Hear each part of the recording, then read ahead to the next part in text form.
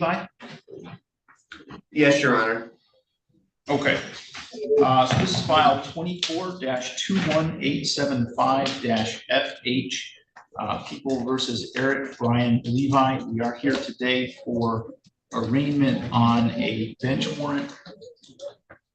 We are proceeding today partially by video conference, partially in person.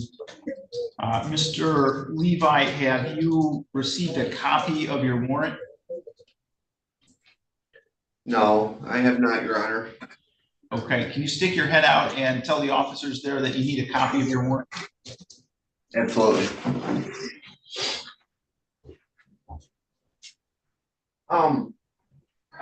They said I need a copy of my warrant.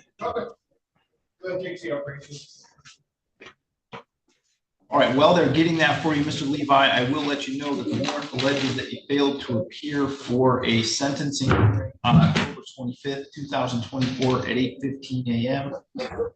You are entitled to an attorney regarding this matter and any hearings we have regarding this matter. Mr. Daly, who represents you on the underlying case, is present in the courtroom. Mr. Daly, do you want to place your appearance on the record? James Daly, appearing on behalf of the defendant, Your Honor. Okay, and I don't know if you had an opportunity to speak to Mr. Levi about this matter. No, I didn't, Your Honor.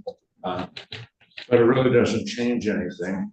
Mr. Levi has no defense for not showing up. We tried to contact him, did all the things we could to get a hold of him before sentencing. I would recommend that he plead guilty to this violation and he will allow us to expedite the process on the rest of the charges. I don't know if he's willing to do that or not. Mr. Levi. Yes, sir. Are you willing to plead guilty today to the violation for not showing up? Yes, sir. Okay. Do you know, Mr. Daly, do we have a pre-sentence investigation report prepared for Mr. Levi yet? Not that I'm aware of. A PSI originally was prepared on his original charges. Okay. So we had one ready to go for that last sentence. Yes. Okay. All right. So Mr. Levi, would you raise your right hand? You swear or affirm to tell the truth, the whole truth, and nothing but the truth under penalty for perjury? Yes, Your Honor. And you are Eric Brian Levi, correct? Yes. Mr. Levi, I understand the maximum possible penalty for contempt of court, which is what this would be, is up to 93 days in jail or up to $7,500 in fines. Yes, Your Honor. I have to ask you some questions to make sure you know what your rights are before you say anything else, okay? Okay, I'm sorry, Your Honor. Do you understand that you have a right to contest the contempt of court charge and have a trial on it? Yes, Your Honor. Do you understand that throughout that trial, you would be presumed innocent until your guilt is proven beyond a reasonable doubt? Yes, Your Honor.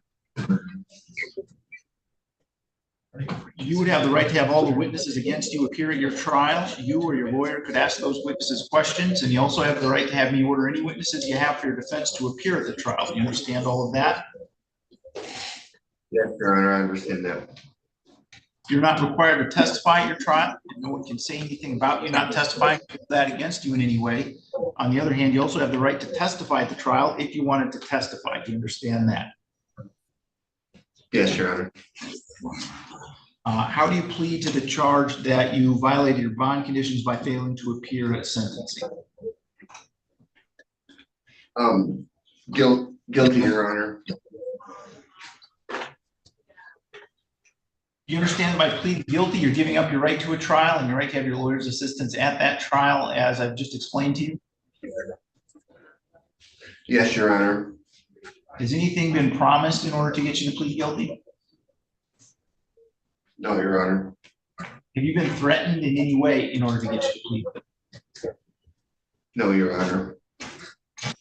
If I accept your plea, you're giving up any and all claims that your plea was given as a result of threats or promises that were not disclosed to the record, to the court on the record this morning, or that it was not your own choice to enter the plea. Do you understand that?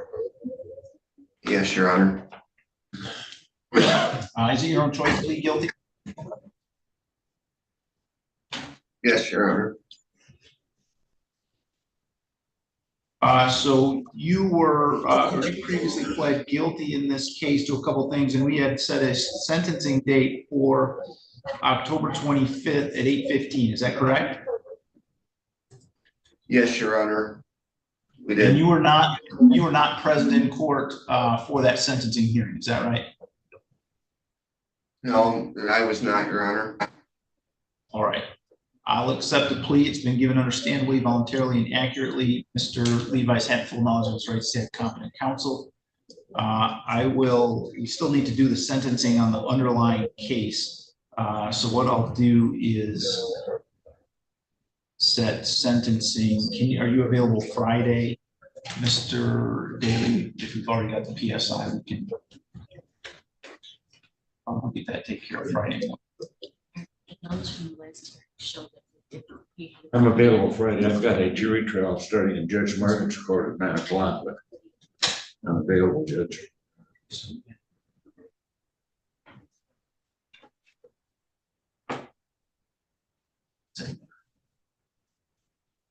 I apologize, Mr. Daly. What did you say? I'm available on Friday, but I've got a trial starting in Judge Margaret's court at 9 o'clock, but I also have a sentencing with you and Cole Paulding at 8:15, so I can be here. Okay. All right. So as long, yeah, we can get those taken care of before. Okay. Before here enough time. Thank you, Governor. All right. So Mr. Levi, we're going to set your sentencing on this and on the underlying case for Friday at 8:15 a.m. Okay, Your Honor. All right. So you can let the officers with you know that you're done with court for today. Okay, am I gonna remain in custody until Friday or? You have a bond on the bench warrant of $25,000. So if you were able to post that, you could be released, but otherwise you're going to remain in custody. I think that the 25,000 was, the officer said that it was a misprint. That it was It's not. 2,700. It's not? No, the bond on the bench warrant is correct. Okay. I think you've got another warrant from district court, so he may have been talking about that one. Okay. Thank you, Your All Honor. right, so you can let them know you're done with our court for today. Thank you. And then, Mr. Day, are you ready to proceed with Mr. Duff? Yes, sir. Okay. Mr. Duff, you want to come forward?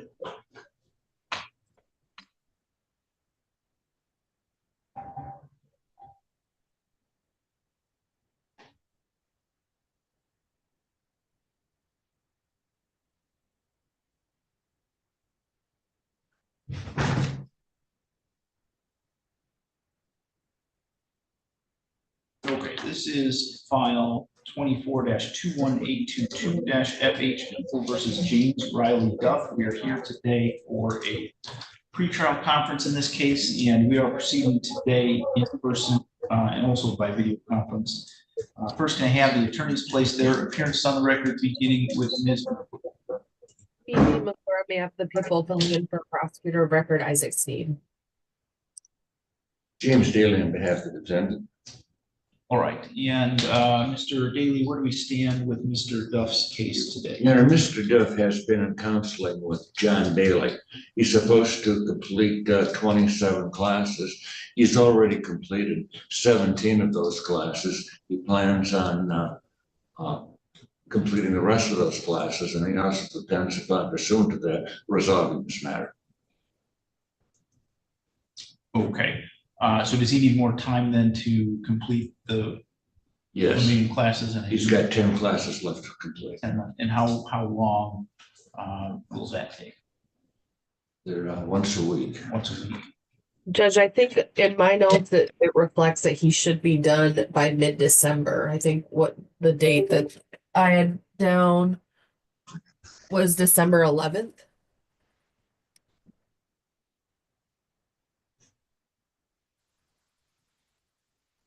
Okay, so he's saying He has 10 classes left and there's one a week. That would take us to, It's really 9 classes, I misspoke there. so 9 classes, or 9 weeks from today would be January 8th.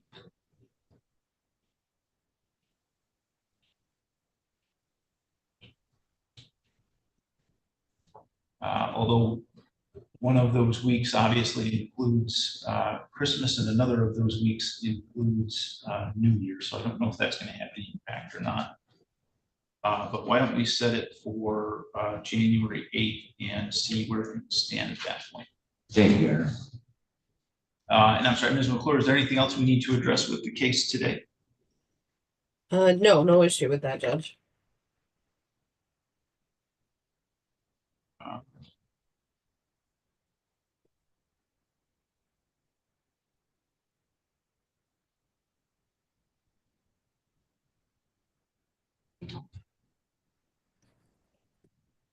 Actually, let's make that January 15th.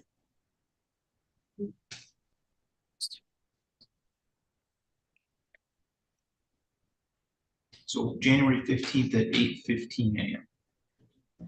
And Mr. Bailey, do you do that stipulation in order for adjournment? Yes, Your Honor. Okay. Anything else we need to address today? No, Your Honor. Okay, thank you. Thank you, Judge. Thanks, John. I'll talk to you later. Okay, so can we have Ms. Rule and Ms. Rule come back forward, please?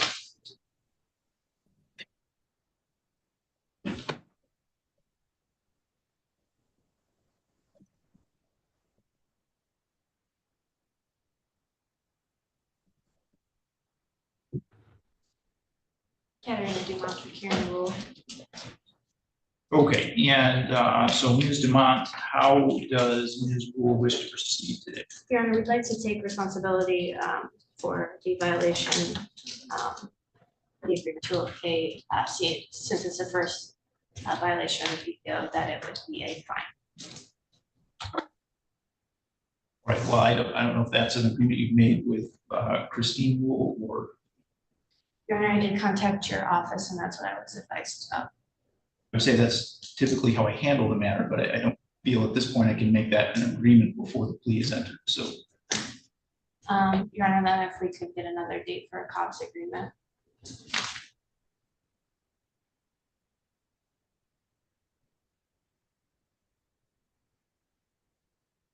I don't know that I have the ability to enter into Cobb's discussions on contempts, and I'm not sure that that's an appropriate course of action. I can give you another date and we can look at that in the meantime, but I don't know that that's.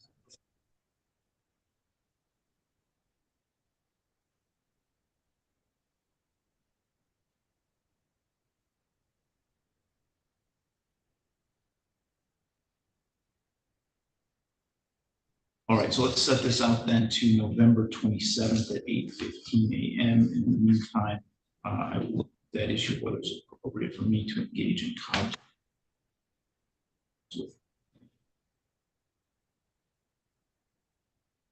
with contempt proceeding. Thank you.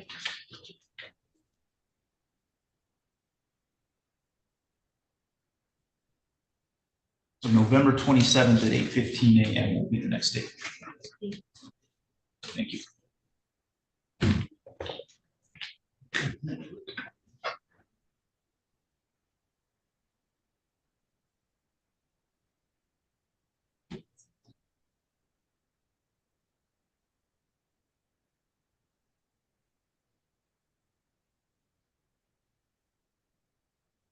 Okay, Mr. Daly, are you ready to proceed with Mr. DeYoung? Yes, Your Honor.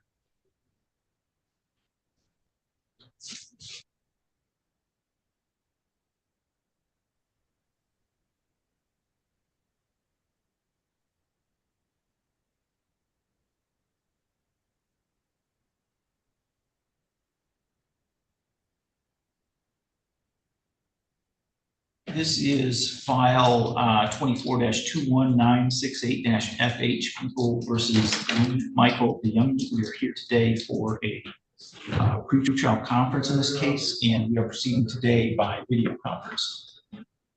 First, can I have the attorneys place their appearance on the record, beginning with Mr. Bayonetta? Alex Bayonetta for the people. James Daly, on behalf of the attorney. All right, and Mr. Daly, where do we stand with Mr. DeYoung's case today? Mr. DeYoung is ready to resolve this matter, I believe. Okay, and how are we doing that? He was going to be, did you complete the program? Okay. I went down and did evaluation for the sobriety. He's done the sobriety court evaluation, that's what he wants to do. Okay, is there a plea offer, Mr. Bayonetta? Your Honor, the offer that was extended in district court was to plea to count 1 as charged, count 2 would be dismissed, as well as any habitual second offense notice. There is no agreement as it relates to sentencing. There was discussion of sobriety court. I'm not sure if Mr. DeYoung ever went through with screening for that. I would have no objection to his participation in that program. He's done the screening. Okay.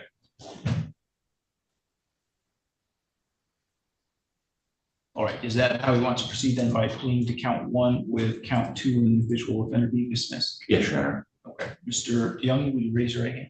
You swear or affirm to tell the truth, the whole truth, and nothing but the truth under penalty for perjury? Yes, sir. And you are Lee Michael DeYoung? Yes, sir. Mr. DeYoung, you've heard the statement of your attorney and the prosecuting attorney. Is it your intention to plead guilty today to count 1, operating while intoxicated, 3rd offense? Yes, sir. Do you understand that the maximum possible penalty for that offense is a $500 to $5,000 fine and either 1 to 5 years of probation with 30 days to 1 year in jail, at least 48 hours to be served consecutively, and 60 to 180 days of community service, rehabilitative programs, or, and vehicle immobilization of not less than 1 year or more than 3 years. Yes, Your Honor. Neither the prosecutor, defendant, or anyone acting on the defendant's behalf has discussed a possible sentence with the court other than as it's been discussed on the record today. Is that correct, Mr. Bayonetta? That's correct, Your Honor. Mr. Daly? Yes, Your Honor. Is that also your understanding, Mr. DeYoung? Yes, Your Honor. If a guilty plea is accepted, there'll be no trial. That means you're giving up the rights that you would have had at trial, and I'm explaining those rights to you right now. You do have the right to a speedy public trial by jury. You could ask for a non-jury trial, and if the prosecutor and the court agreed, you could have a non-jury trial. You have the right to be presumed innocent until you're proven guilty beyond a reasonable doubt. You have the right to have the prosecuting attorney prove beyond a reasonable doubt that you're guilty, and you do not have to prove anything.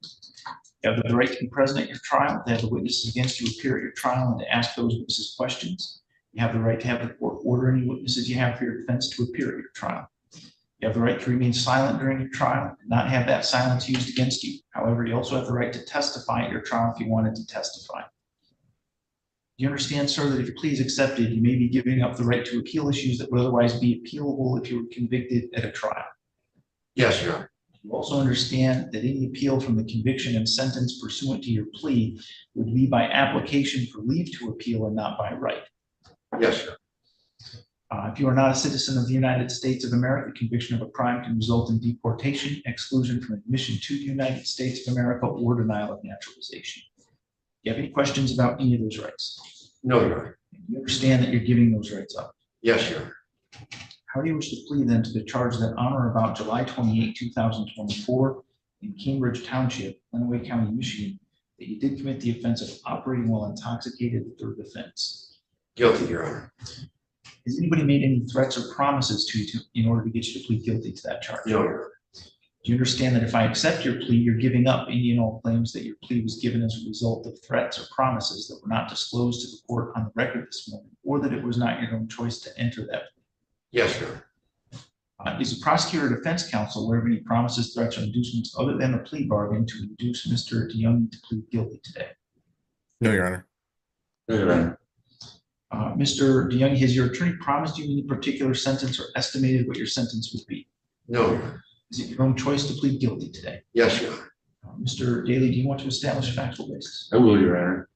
Mr. DeYoung, on July 28th, 2024, were you operating a motor vehicle in Cambridge Township in the county of Illinois? Yes, And at the time, had you been consuming alcoholic beverages? yes. And your breath test at the time was what? I don't recall. Okay. It was over 0.08, is that right? Yes, Okay. And you have, and you understand that you were operating while you were intoxicated at the time? yes. I have no other questions to this one, Mr. Chair. Mr. Bayonet, are the people satisfied? Your Honor, the only thing I would add is, Mr. DeYoung, you would acknowledge that you were previously convicted of operating while intoxicated on February 12th of 2001 in the 2A District Court, as well as of operating while intoxicated on October 30th of 2003 in the 2A District Court? Believe so, yes. Okay. I believe that establishes the third offense, Your Honor, and I'm satisfied. Does the court comply with MCR 6.302 B, C, and D, Mr. Bayonet? Your Honor. Mr. Daly? Yes, Your Honor. All right, I'll accept the plea. It's been given understandably, voluntarily, and accurately. Mr. Young has had full knowledge of his rights. He's had competent counsel. I will refer this matter to the probation department for a pre-sentence investigation interview and set sentencing for December 19th at 8:15 a.m. Mr. DeYoung, someone from the probation department will be in touch with you to do a pre-sentence investigation interview. When you do that interview, please be truthful about this offense and about your background. Mr. Stevenson, should I have him just step across the hall to probation when he's done? Yeah, have him come in our office if you would. Okay, so when you're finished here, just step across the hall to the probation office. They'll collect some information from you and give you a packet of information to take and fill out and return to them, okay? Yes, Your Honor. All right, so you're all set for today then, you're free to go. Thank you, Your Thank you, Honor. Your Honor. I'll talk to you. Yeah. It'll be a few minutes, but I'll be there. Okay.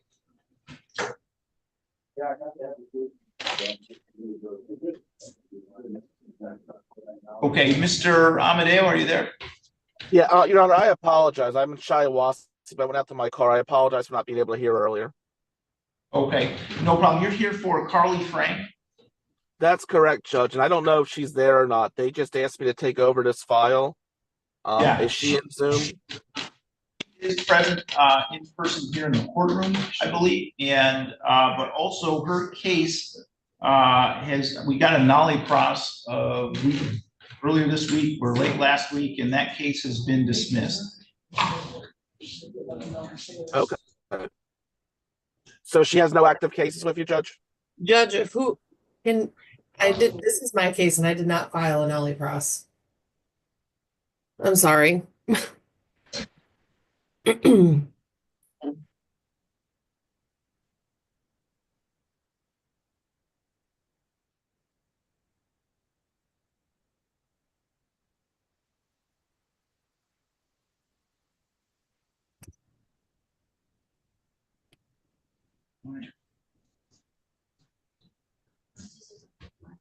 Oh, I'm sorry. I think maybe I have the wrong file that I'm thinking about.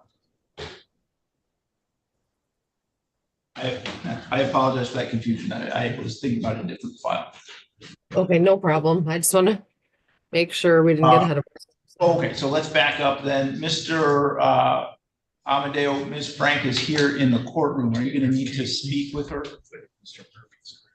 Your Honor, if I could ask for a 30-day adjournment for the pretrial to get familiar with the file, and if I could speak, prepare a stip, Judge, and if I could speak to her privately, not to hold you up, just to get her contact information, because I've not been able to get her number. I do want to meet with her, but I don't want to hold you up either. Okay. Ms. McClure, do you have any issue with that? No, Judge, I know Mr. Amadeo just took this case over from Ms. Hennigan. I think he's had some trouble getting all of the full file.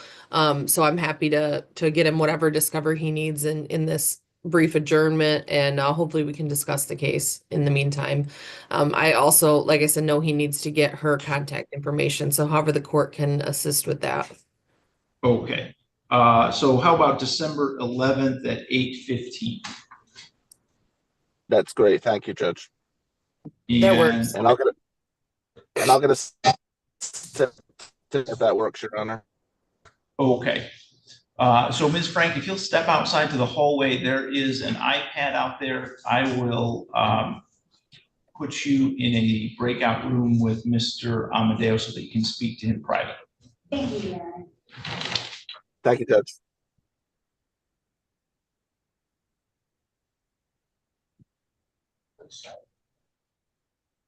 And Mr. Amadeo, you can come by anytime and go through my file. It's pretty voluminous, so I just want to make sure you get everything.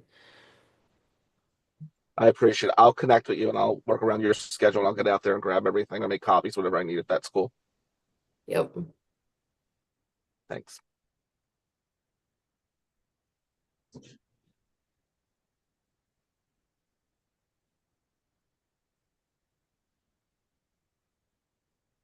Okay, so Ms. Frank, I'm going to send you a request to unmute.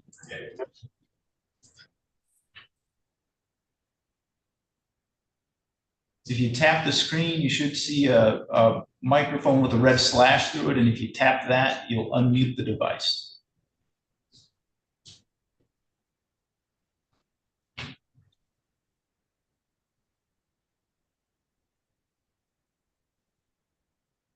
All right, if you hang on a second, we'll have someone step out to the hallway and help you with that. Thank you, Judge.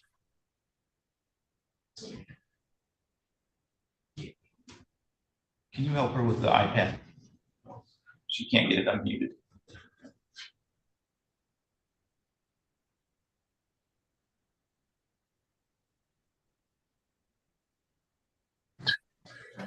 You okay, Judge? Can you hear us? Okay, yeah, we're all set now, so give me just a second and we'll set up that breakout. Thank you.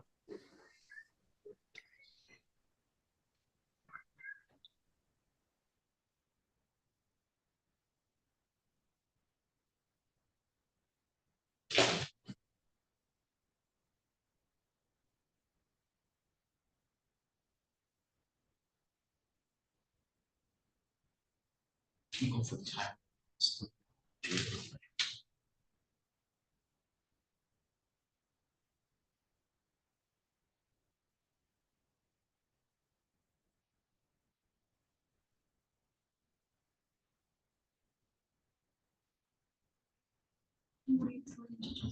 Could we have Tyler Hassler and the judge, please? Thank you. Bye. Yes, Jessica.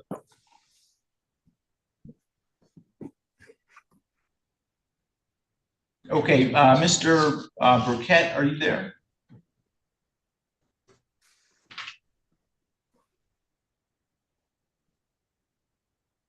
Mr. Burkett, can you hear me?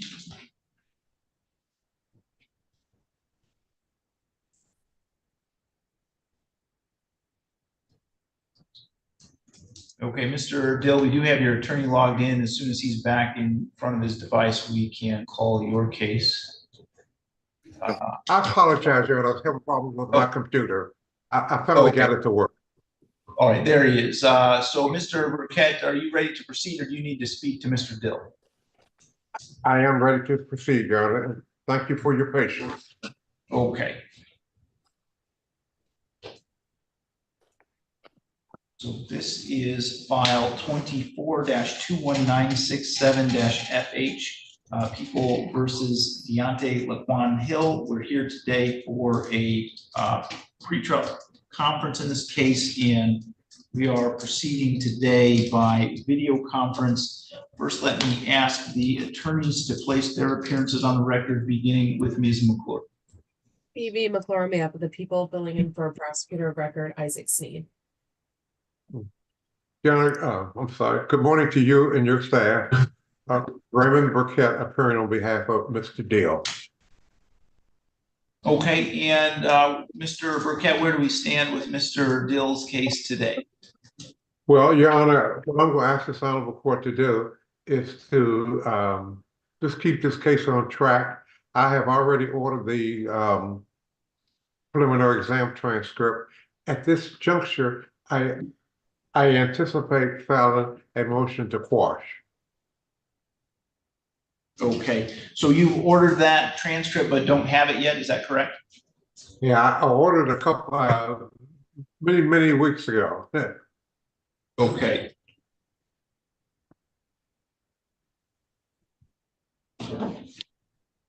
Looks like the exam was on September 16th, Judge. So Okay. what do we need, 60 days from there? Which is pretty close to now. All right, so let's set this out then for about the days. Let's set it for another pretrial on December 11th at 8:15, if that date works. Can you be kind enough just to give me one brief second? I'm sorry, well, I did catch the tail end of what you said. No, I'm asking the honorable court, could you just give me one brief second? Did you say December the 11th? Yes. Your Honor, let me ask you this one other question.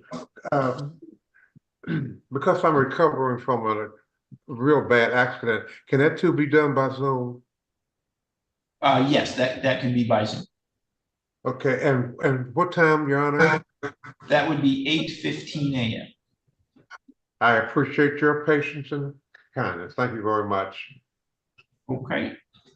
So Mr. Dill, your next date will be December 11th at 8:15. You can use all the same Zoom information that you used today to log back in. Okay, thank you. Right. Right. Thank you. You're all set. Then you can go ahead and log out. And Judge, I'll do the stip in order to adjourn that. Mr. Burkett, can we sign your name to that with your permission? I would be honored if you would. Okay, no problem. Okay. Thank you very much, Ms. McClure.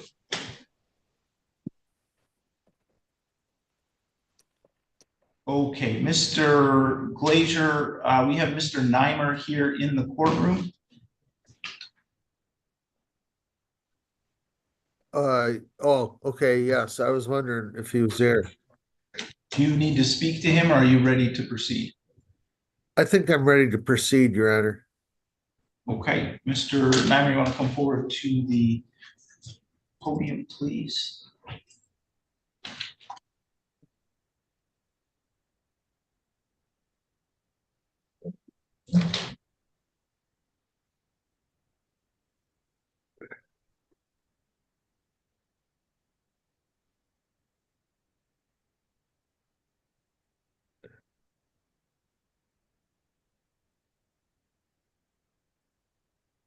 Okay, these are files 24-21792-FH, 24-21872-FH, and 24-21873-FH.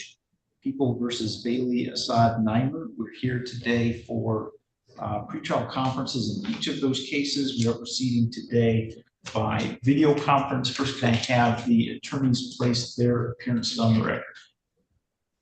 B.B. McClure on behalf of the people. John Glazier on behalf of Mr. Nimer.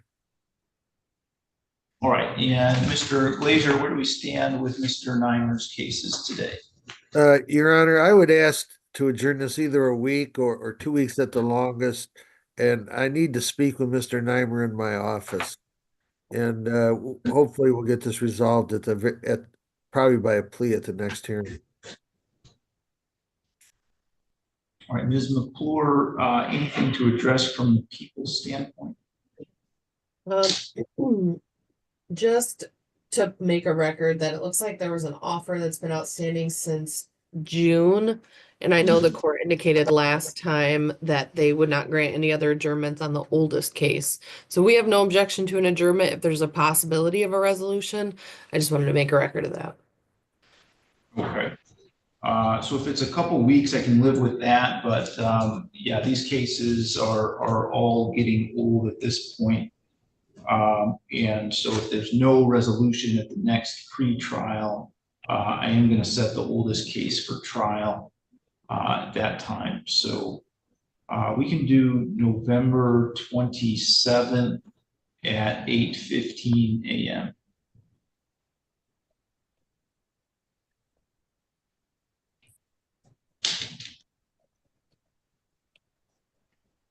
Did you say 8:15?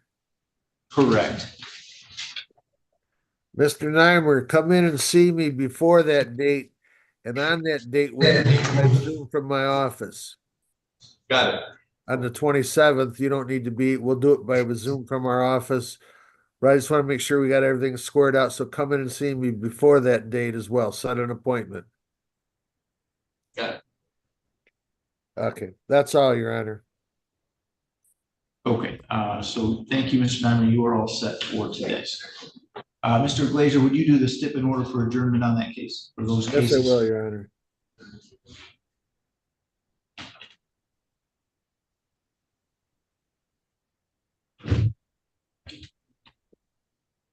Okay, Mr. Dagger Margosian, are you ready to proceed with Mr. Hostler? Your Honor, if I may speak with him briefly. Yeah, 1 second.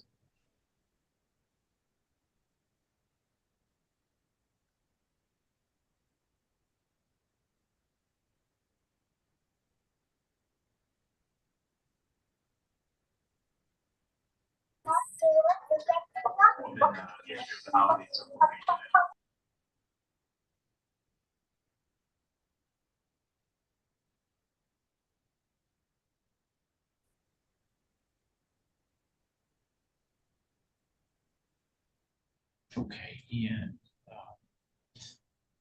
for Richard Rutledge, if they have another email.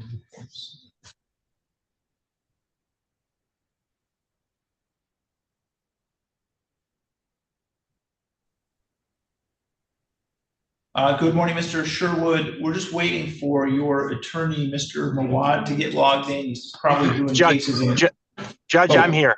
My apologies, I'm here. Okay. I apologize, Mr. Mawad. I forgot that I've got too many names in here and I lost track of you. No, Judge, absolutely no problem. No problem at all. Okay. Do you need to speak to Mr. Sherwood or are you ready to go? We're ready to go, Judge. All right. So this file 24-21855-FH, People versus Charles Thomas Sherwood. We are here today for a pretrial conference in this case, and we're proceeding today by video conference. First, let me ask the attorneys to place their appearance on the record, beginning with Ms. McClure. Phoebe McClure on behalf of the people. Your Honor, good morning. Elias Muwad appearing on behalf of Mr. Sherwood. Okay, Mr. Yep, and we have Mr. Sherwood here by video conference as well.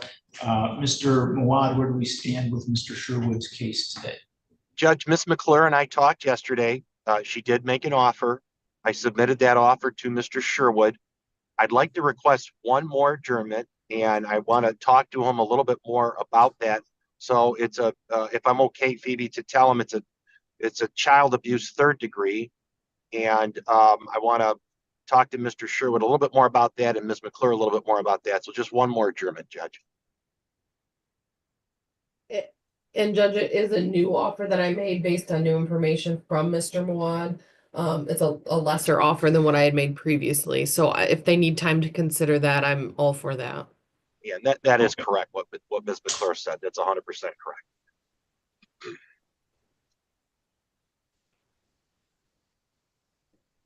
All right, how about November 27th? Yeah, that should work, Judge. Sure. Okay, so let's go with November 27th at 8:15. Mr. Mawad, would you prepare a stipulation and order for that adjournment?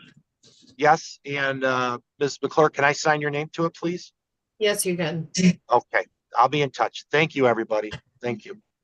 Only other issue we need to address is fingerprints. I did enter an order for fingerprints back on October 16th.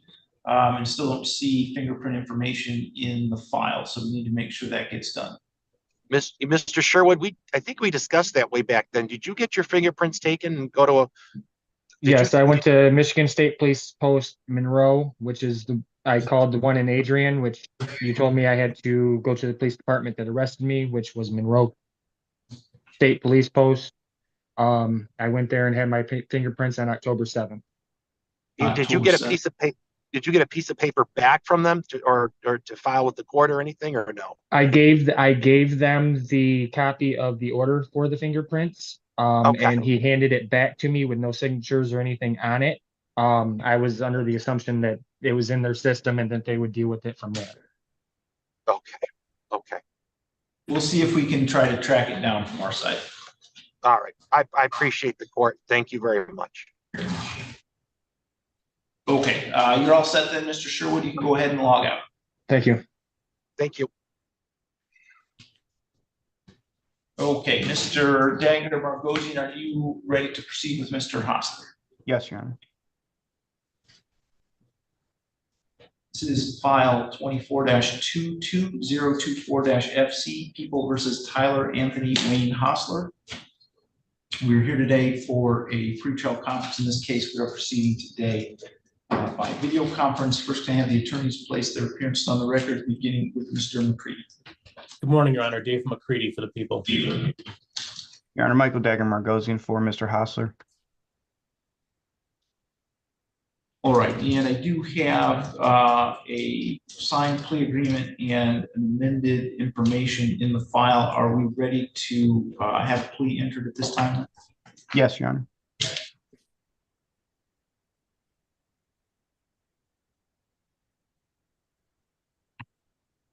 Okay, do you, in addition to having the written plea agreement, do you want to place that on the record then, Mr. Dagger? Yes, Your Honor.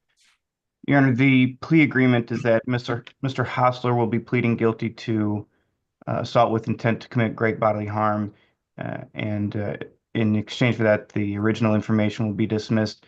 There's also a sentencing agreement that Mr. Hostler will be placed on probation for 3 years. The first year being in Lenawee County Jail, obviously minus the time that he's served so far. Additionally, there will be a no contact with Kiana Williams. There will be anger management as part of probation.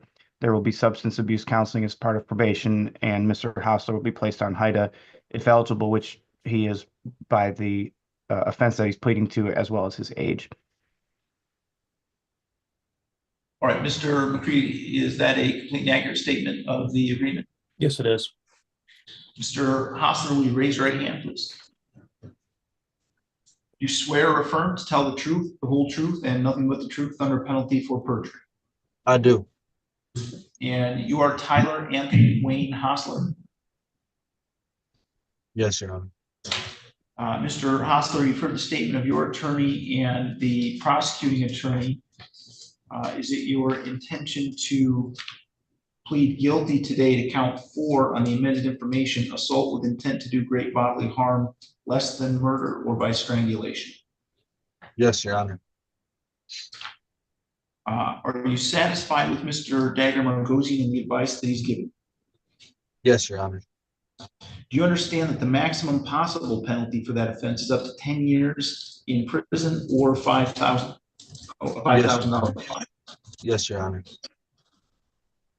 Neither the prosecutor, defendant, nor anyone acting on the defendant's behalf has discussed a possible sentence with court other than as we've discussed it on the record here today. Is that correct, Mr. McCready? Correct. Mr. Dagger Margosian? Correct, Your Honor. Is that also your understanding, Mr. Hostler? Yes, Your Honor.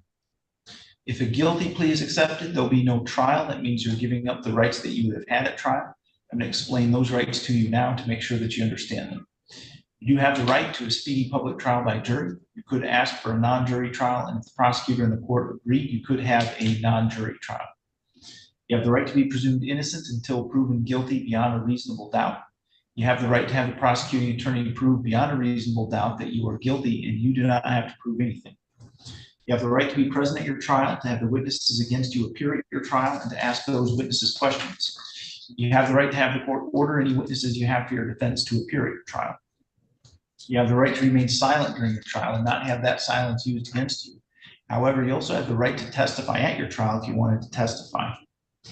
you understand, Mr. Hostler, that if your plea is accepted, you may be giving up the right to appeal issues that would otherwise be appealable if you were convicted at a trial? Yes, Your Honor. Do you also understand that any appeal from the conviction and sentence pursuant to your plea would be by application for leave to appeal and not by right? Yes, Your Honor. If you are not a citizen of the United States of America, conviction of a crime can result in deportation, exclusion from admission to the United States of America, or denial of naturalization. Do you have any questions about any of those rights? No, Your Honor. Do you understand that you're giving them up? Yes, Your Honor. How do you wish to plead to the charge that on or about June 30, 2024, in the city of Adrian, county of Lenawee, that you did commit the offense of assault with intent to do great bodily harm less than murder? Guilty. Has anyone made any threats or promises to you to induce you to plead guilty to that charge? No, Your Honor.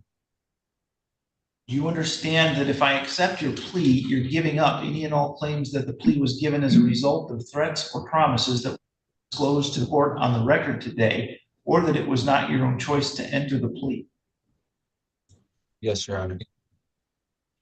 Is the prosecutor or defense counsel aware of any promises, threats, or inducements other than the plea bargain to induce Mr. Hostler to plead guilty? No, Your Honor. No, Your Honor. Mr. Hostler, has your attorney promised you any particular sentence or estimated what your sentence would be other than as we've discussed it on the record this morning? No, Your Honor. Is it your own choice to enter the plea? Yes, Your Honor. Mr. Dagger Margosi, do you want to establish the factual basis? Mr. Hostler, on June 30th of this year, were you in the city of Adrian, county of Lenawee, state of Michigan? Yes, Your Honor. I'm there. I'm there. It's okay. All right. And on that date, did you fire a pistol? Yes. And was that in the direction of somebody? Yes. And would you agree that that act is an assault? Yes. And your intent at that time was to cause great bodily harm to an individual? Yes. Okay. I think I'm satisfied with that, Your Honor. That individual is Kiana Williams. Yes, Your Honor. I'm satisfied. All right. Has the court complied with MCR 6.302 B, C, and D, Mr. McCready? Yes. Mr. Dagger Margosi? Yes, Your Honor. All right. I will accept the plea then. It's been given understandably, voluntarily, and accurately. Mr. Hostler has had full knowledge of his rights to have competent counsel. Court has not made any agreement regarding the possibility of a plea or sentence in this case with the prosecutor, defense attorney, defendant, or anyone acting in the interest of any of them. I will refer this matter to the probation department and set this for a pre-sentence investigation and set this for sentencing on January 9th at 8:15.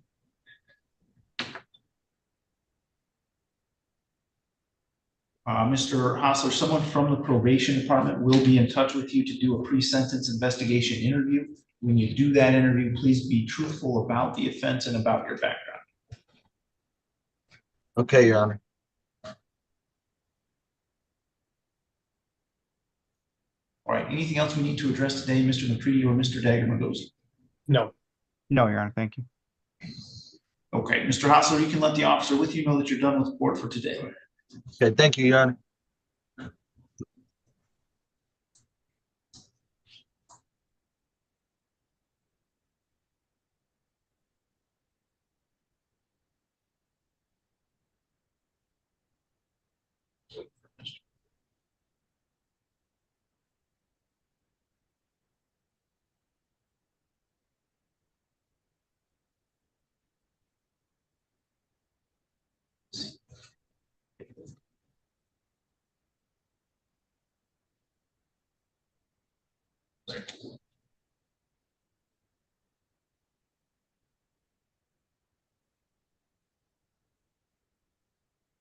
I have a device logged in as SLF Hearings 1. Is there anyone there that can hear me?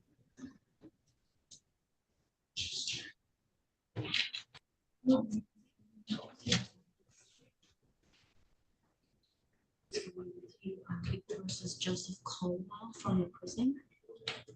And Joseph Michael Colwell. That's not yours.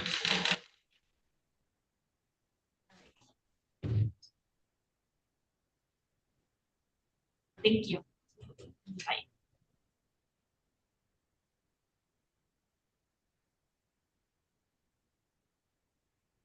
To have someone logged in as Motorola Moto G Play 2024. Can you unmute your device and tell me who you are?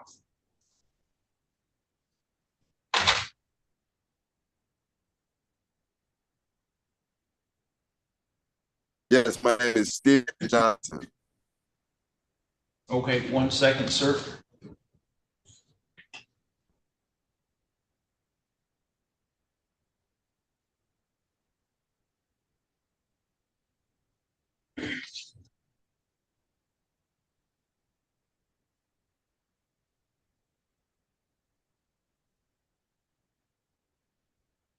All right, Mr. Johnson, your attorney is not logged into this court right now. She is handling cases in another court. I'm going to put you back in the waiting room. As soon as she gets logged in here, I'll bring you in and we'll start your hearing. Okay, Your Honor. And the gentleman at the jail, are you Mr. Rutledge? Yes, yes, sir, I am. Mr. Glazier, do you need to speak to Mr. Rutledge? Yes, Your Honor. Okay, I'll put you in a breakout session right now. Give me just a second.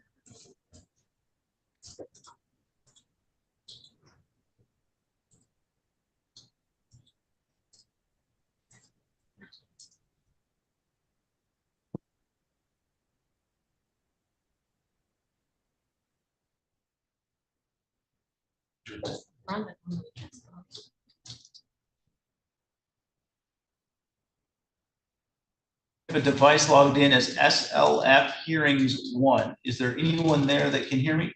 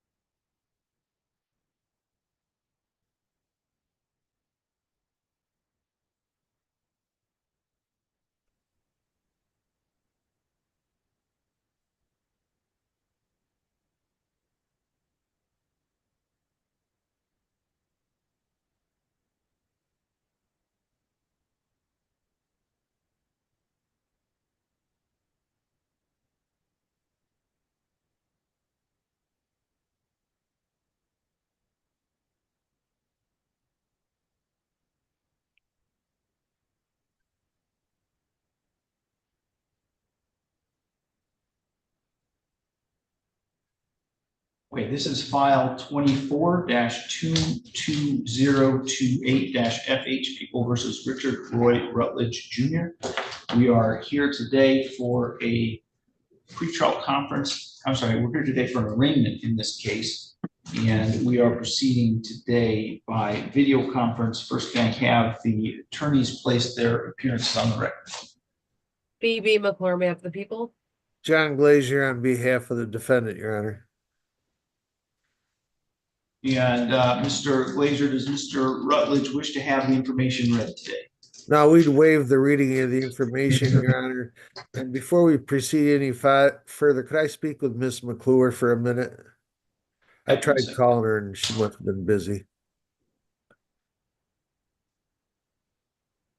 I can just call you real quick, John. All right. Let me mute. Great.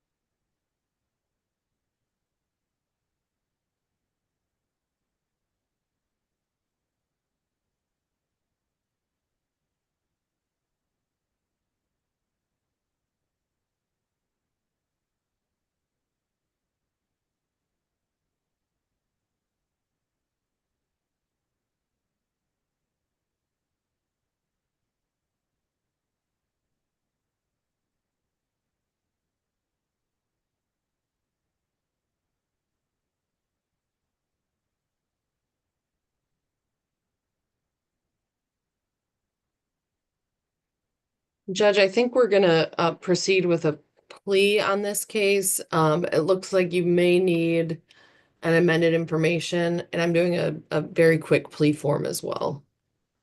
Okay.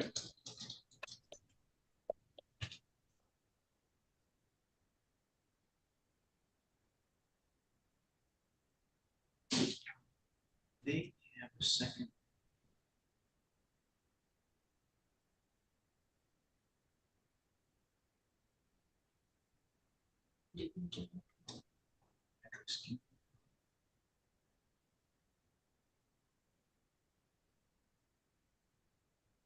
Judge, if he's pleading from instead of a DV third to a DV second, do you need an added count of that, or would I just amend the DV third to be a DV second?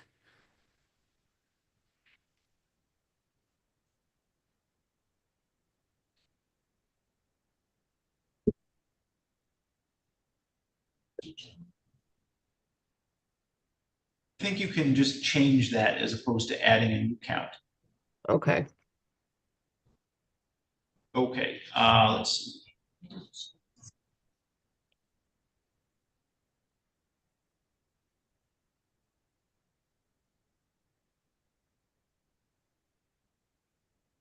Okay, Ms. Underwood, we have Stephen Johnson here. Do you need to speak to him? Yes, just briefly, Your Honor. That up.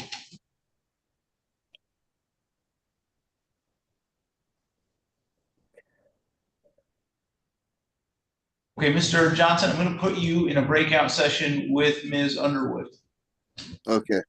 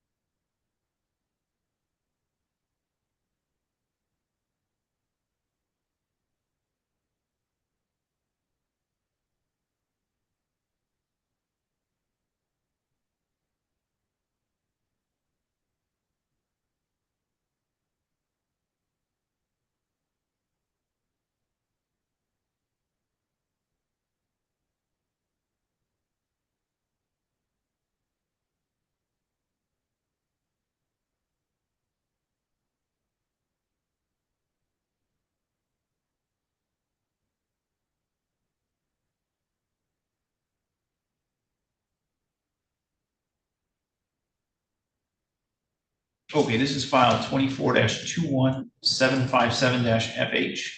People versus Stephen Jermaine Johnson. We're here today for a pretrial conference. In this case, we are proceeding today by video conference. First, let me have the attorneys place their appearance on the record, beginning with Ms. Brent. Good morning, Your Honor. Sarah Brenner, Assistant Attorney General for the people. Good morning, Your Honor. Rhonda Underwood for Mr. Johnson this morning. All right, and Mr. Johnson is also present by Zoom. Ms. Underwood, where do we stand with Mr. Johnson's case? Mr. Johnson has found gainful employment, regular employment at KFC, Your Honor. He is getting a larger check today, and he should be able to make a payment. He also has given that information to the friend of the court, so income withholding should be forthcoming. I am asking for the patience of the Attorney General and the court and setting this over one more time, just a couple weeks, Your Honor. And maybe by then those things will be in and we can get a resolution to this matter on that date. Your Honor, I think we should do a plea today and set out sentencing 60 days. And if he's paying between now and then, I would agree to no upfront jail. But I mean, he's made very little efforts since he posted his bond in March of 24. There was a $150 payment last month, and his arrearages have now climbed to almost $11,000. So I think we should resolve it at this point. I don't know if Rhonda wants to talk to her client some more. I had advised at the last hearing that I was not going to agree to additional adjournments without payment efforts, and there have not been any.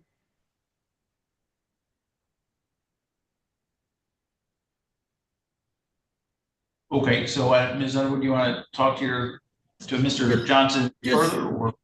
For a minute, Your Honor. Okay.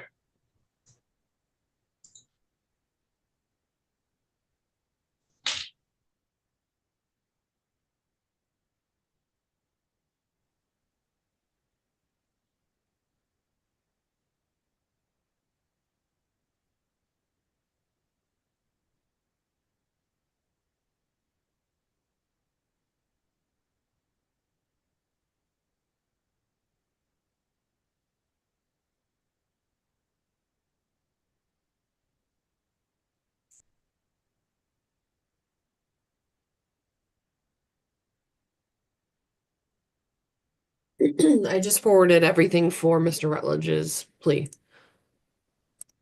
Okay, thank you.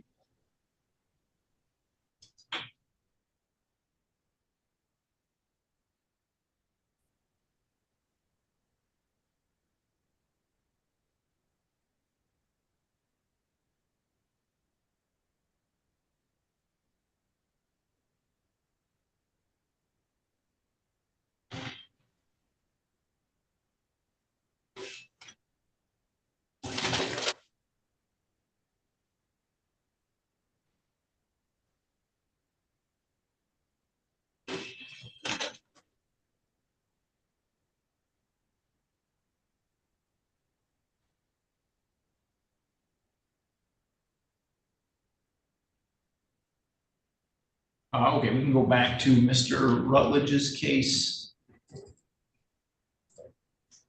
So we're back on record there. I do have the amended information and a copy of a plea agreement.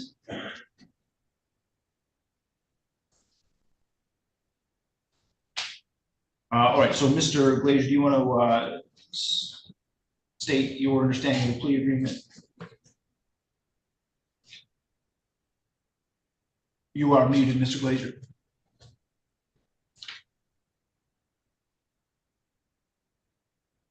There we go. My client's going to plead guilty to possession of methamphetamine and without a supplement, the sup would be dismissed, and he's going to plead to domestic violence second, which is a 1-year misdemeanor.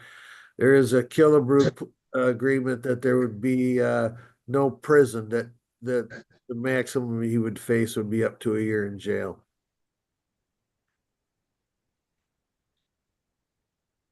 And oh, sorry, Judge.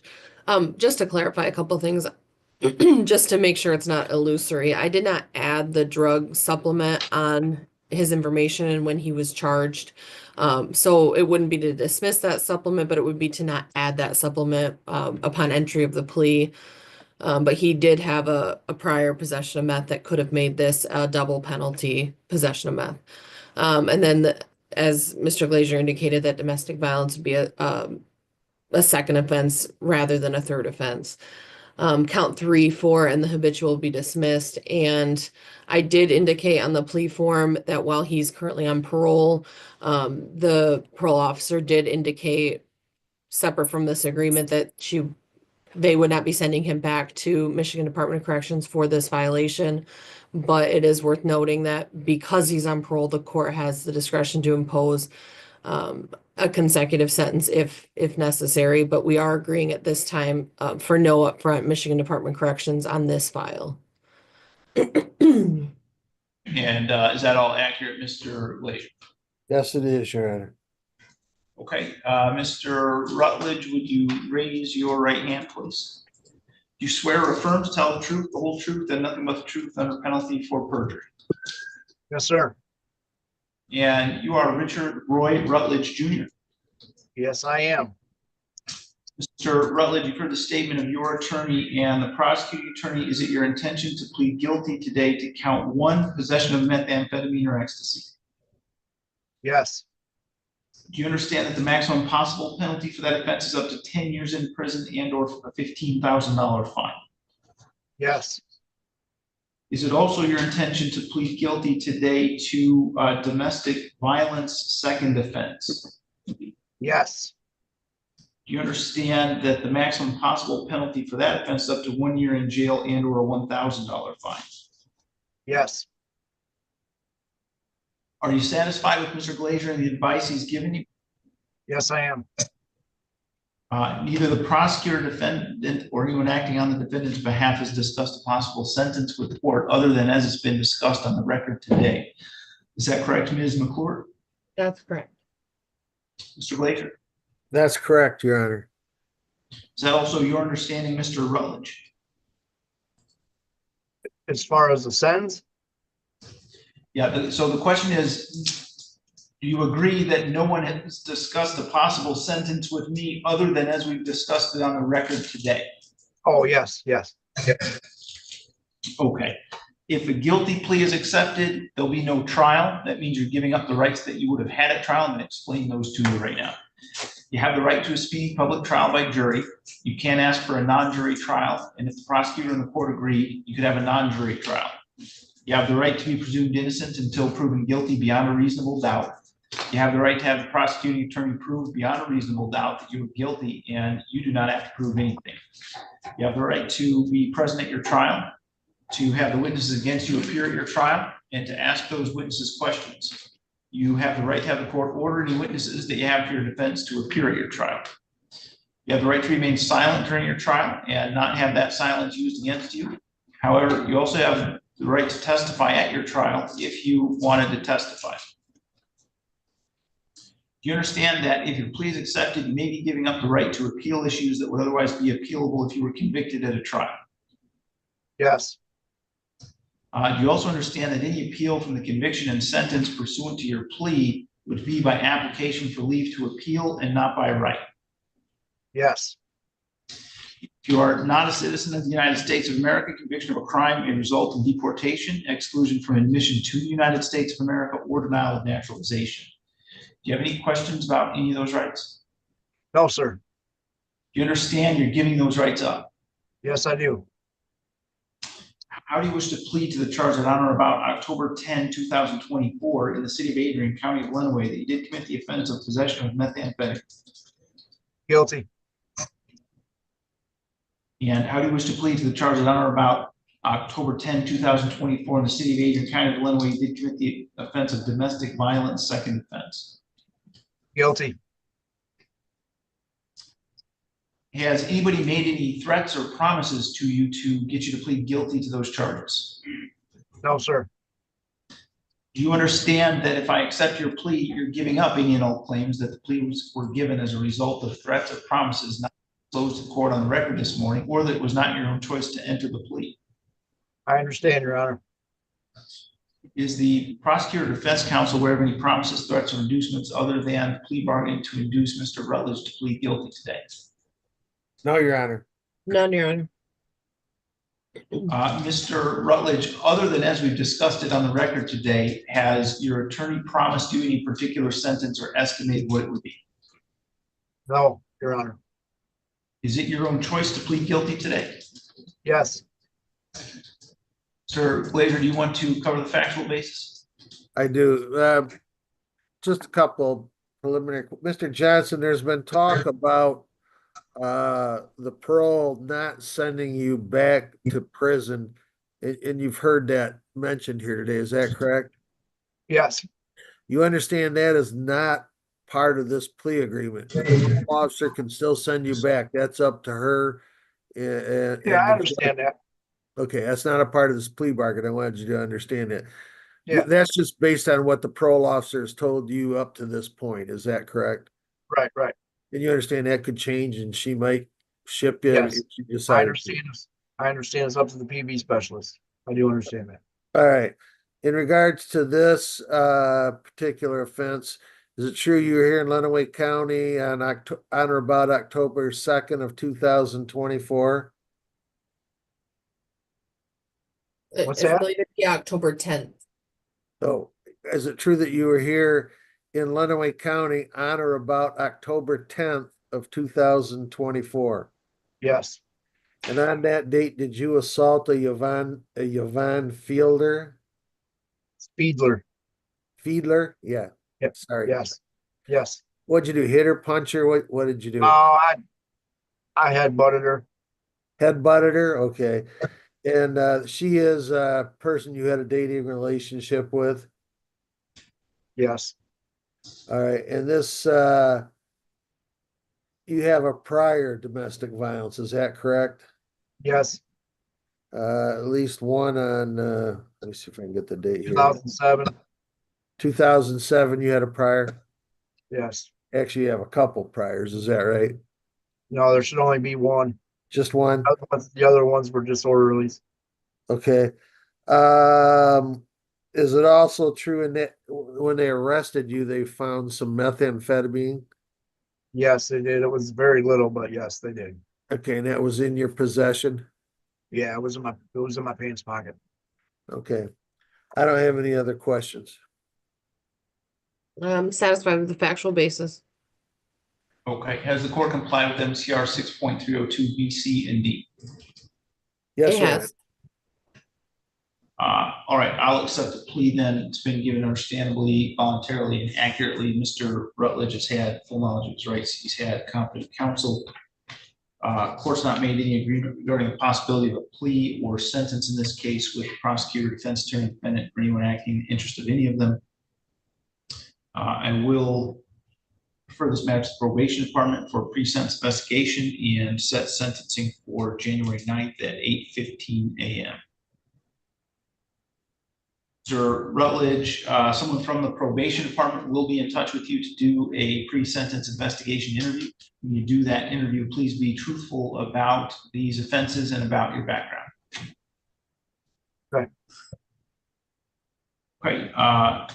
You are all set, then you can let the officer with you know that you're done with court for today. Judge, what was that sentence date? January 9th. Okay, thank you. Thank you, Your Honor. That's all I have with you this morning. Okay, thank you, Mr. Glazer. All right, so we can go back to Mr. Johnson. Just make sure we have. All right, so back on the record in People versus Stephen Jermaine Johnson.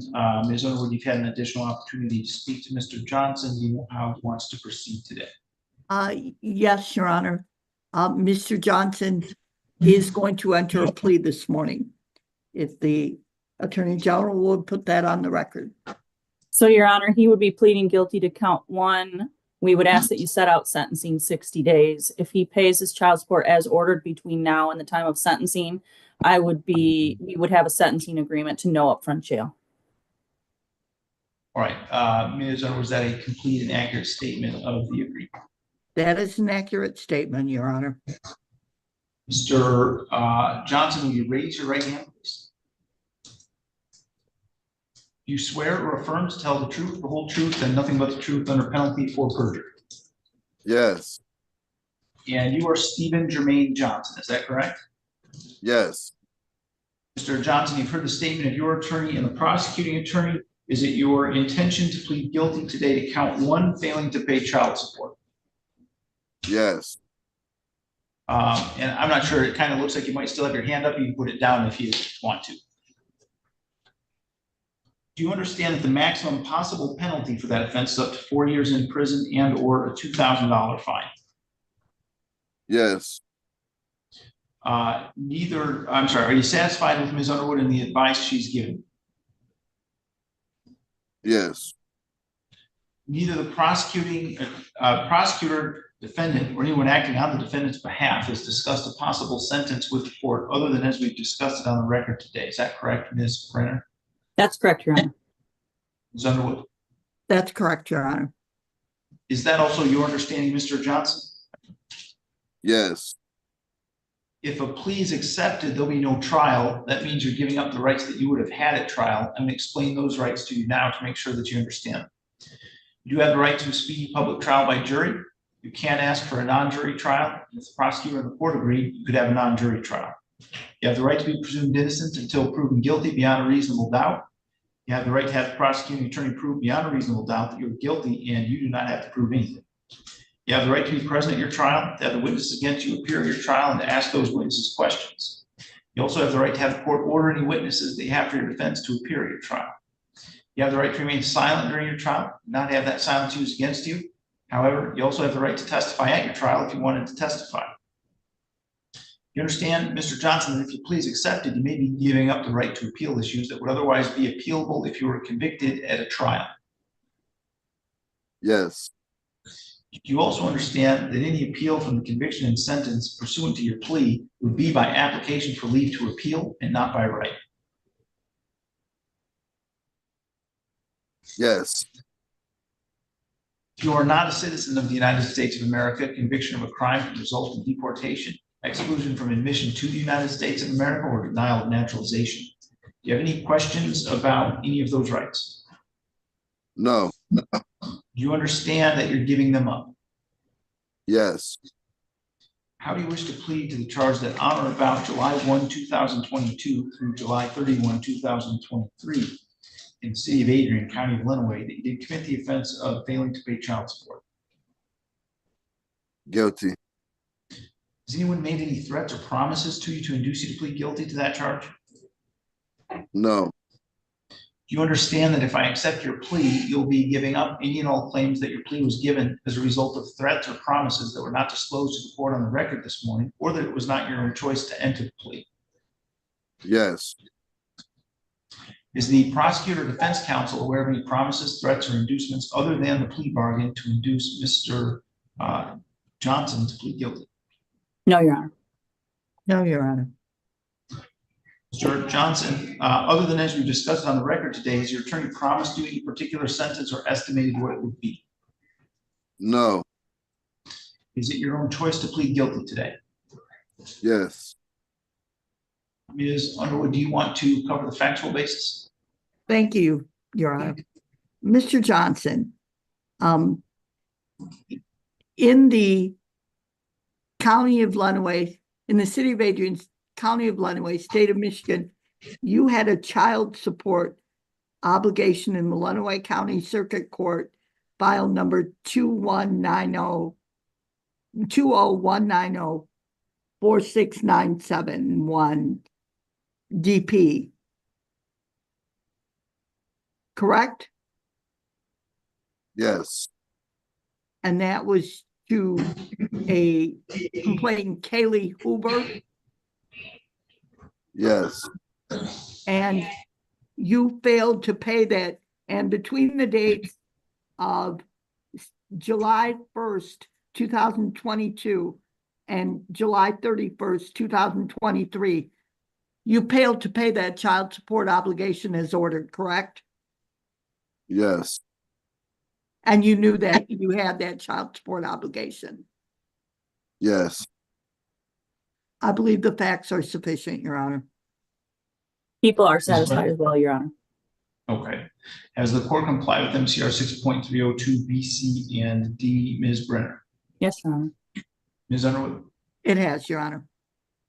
All right, I will accept the plea. It's been given understandably, voluntarily, and accurately. Mr. Johnson has had full knowledge of his rights. He's had competent counsel. The court's not made any agreement regarding the possibility of a plea or sentence in this case with prosecutor, defense attorney, defendant, or anyone acting in the interest of any of them. We'll refer this matter to the probation department and set sentencing for January 10th. I'm sorry. January 10th at 8:15 a.m. Thank you, Your Honor. Mr. Johnson, someone from the probation department is going to be in touch with you to do a pre-sentence investigation interview. When you do that interview, please be truthful about this offense and about your background. Yes, Your Honor. And Can we get his contact? Yeah, I'm going to put you in a breakout session with Mr. Stevenson so that he can get your contact information. Okay, Mr. Johnson? Yes.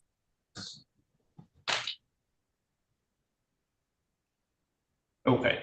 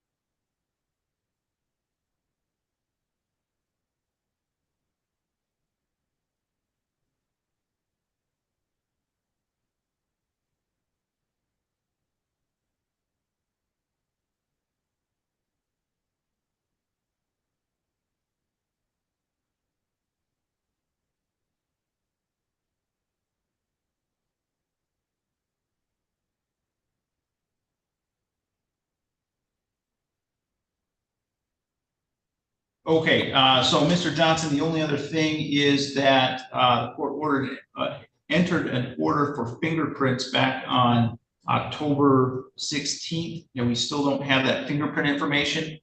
Have to have that before the sentencing hearing. Yes, yes, Okay. Your Honor. So you need to go to the Michigan State Police Post and make sure that your fingerprints are done.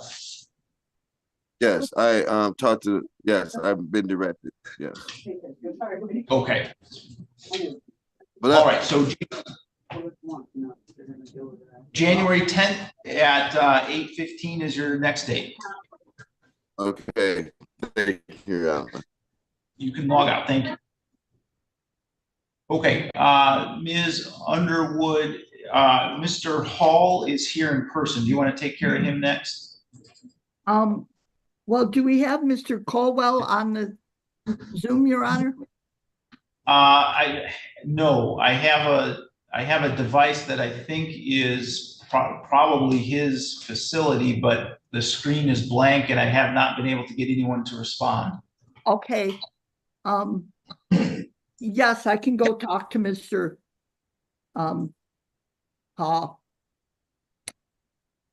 Thank Okay.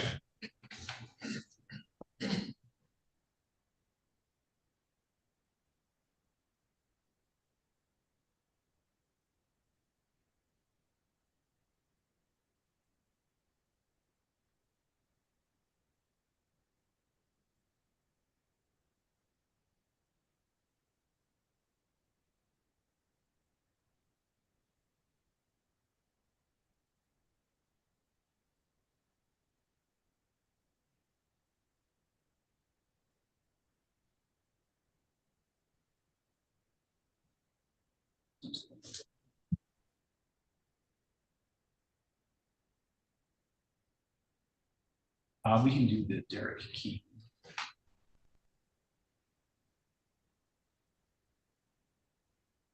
This is file 23-21419-FH, People versus Derek Eugene King.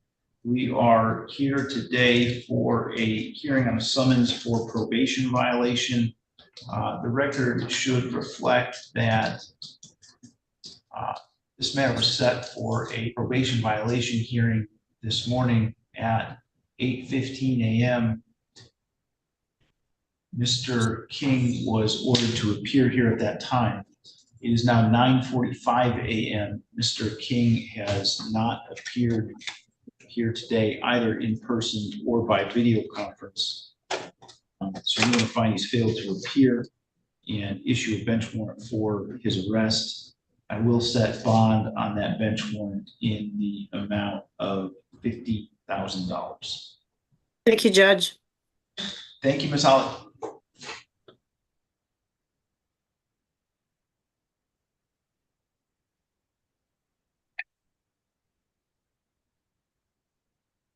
Mr. Dagan Rogosian, I don't have Mr. Skinner here. Have you had any contact with him?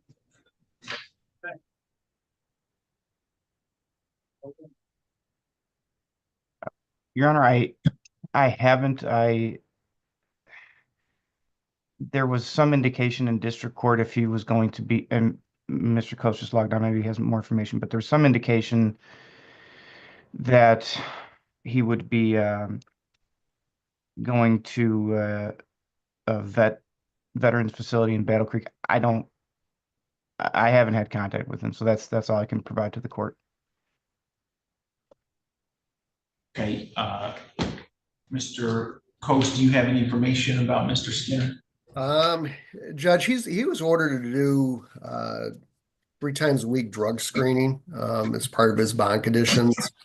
I have 3 addresses for him. The current address doesn't exist. The street address, there is no street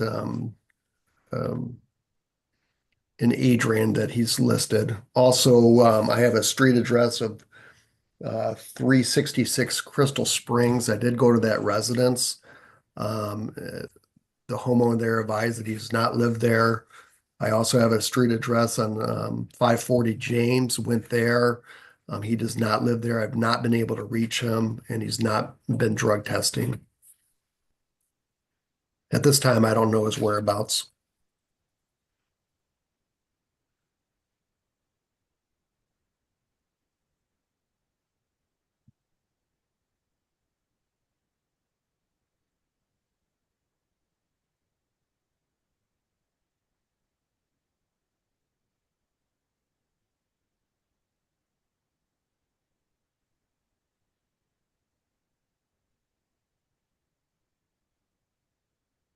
All right, well, I guess I hadn't called the case yet. So the files 24-22029-FH, 24-22030-FH, and 24-22031-FH, People versus Patrick Lee Skinner. These were set for arraignment today. Mr. Skinner is not present either in person or by Zoom. Mr. Dagan-Rogosian, do you know if you have any way of finding out whether he's at that VA facility? I can try to follow up, but candidly, I did advise Mr. Skinner when he gets there, when he presumably would have gotten there to reach out to me. That has not happened. I can try to follow up and try to locate him, but it's been unsuccessful up until now. All right, so what I'm going to do is, as far as I know, his first failure to appear. I'm going to give him a 48-hour grace period. If we haven't figured out where he is between now and then, I will issue bench warrants in each of the files for his arrest and set bond on those bench warrants in the amount of $10,000 each.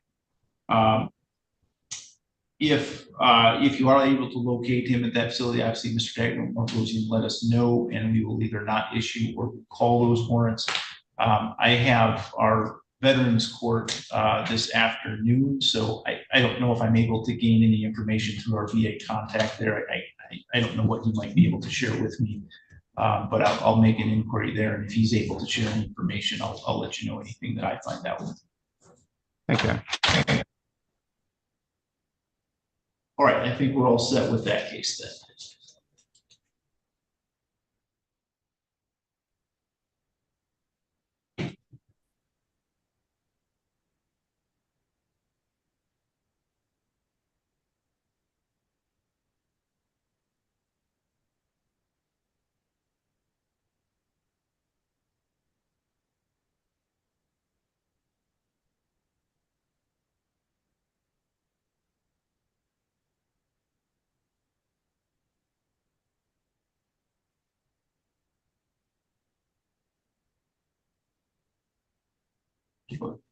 Juwan Williams.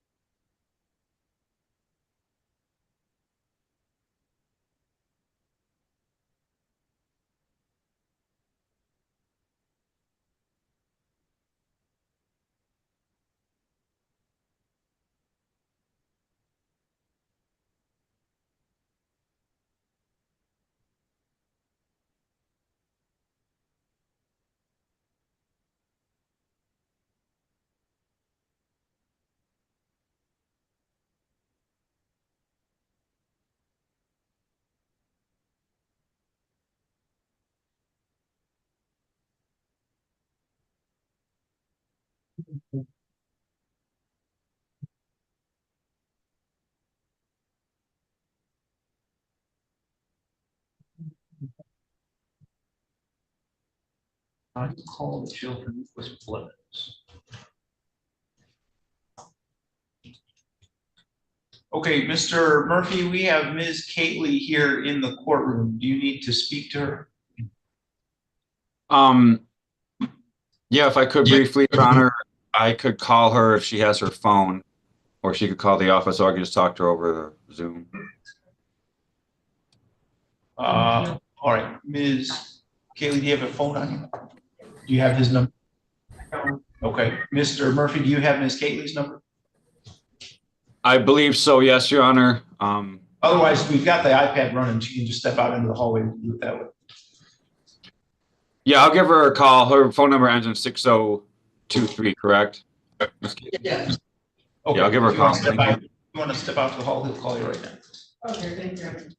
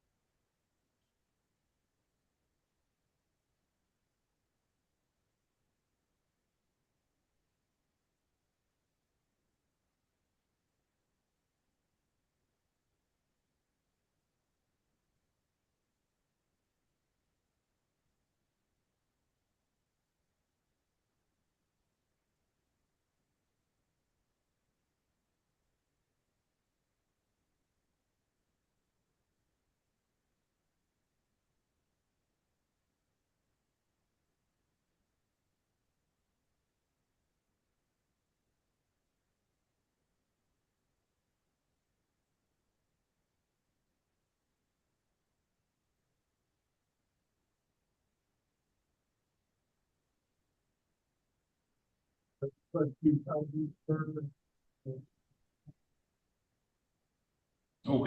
Ms. Kaylee, if you want to come forward to the podium, I think we're ready to call your case. Okay, this is file 24-21883-FH. People versus Taylor Lee Gately. We are here today for a pretrial conference. In this case, we're proceeding today by video conference. First, can I have the attorneys place their appearance on the record, beginning with Mr. Hartung? Thank you, Your Honor. Good morning, Doug Hartung, appearing today for the people. Matthew Murphy, appearing on behalf of Mrs. Gately. And Ms. Murphy, where do we stand with Ms. Gately's case today? Your Honor, I'm asking if we could adjourn this just for one more pretrial. I need to have some more discussions with Mr. Hartung.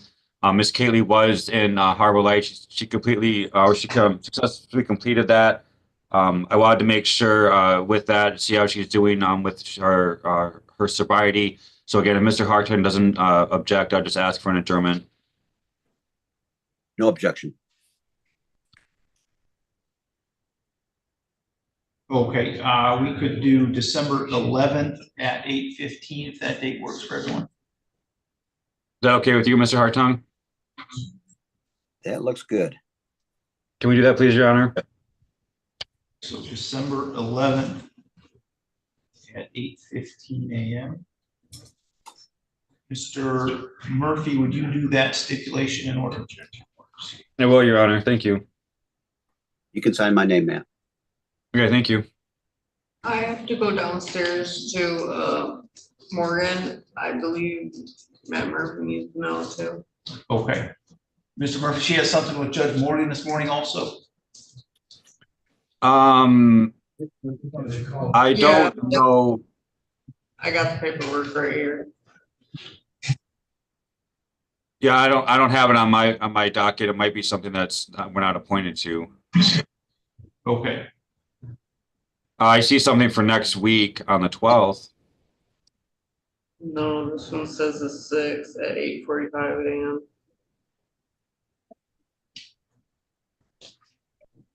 Yeah, I don't have anything for you down in district court, so you probably want to go down there because it's probably not appointed to whatever that is. Okay. Okay. So your next date here will be December 11th at 8:15. Okay. All right, so you're all set. Thank you. Thank you. Thank you, Your Honor. And Mr. Murphy, do you need to speak to Mr. Blevins? Briefly, Your Honor.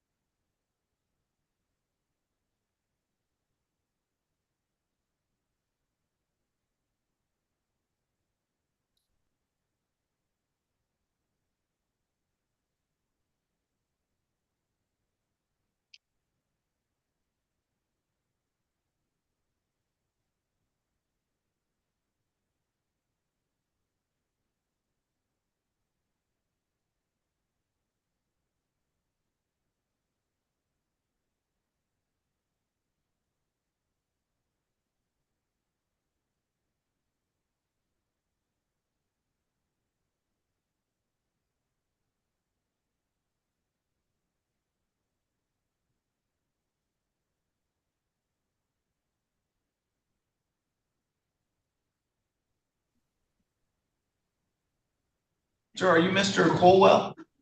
Yes. Okay, your attorney is working with another client right now. As soon as she's done with him, I'll have her speak to you. I'm a Miss Chow. I'm Miss Medication. I'm a Miss Medication. I'm Miss Chow. I'm Miss going to school.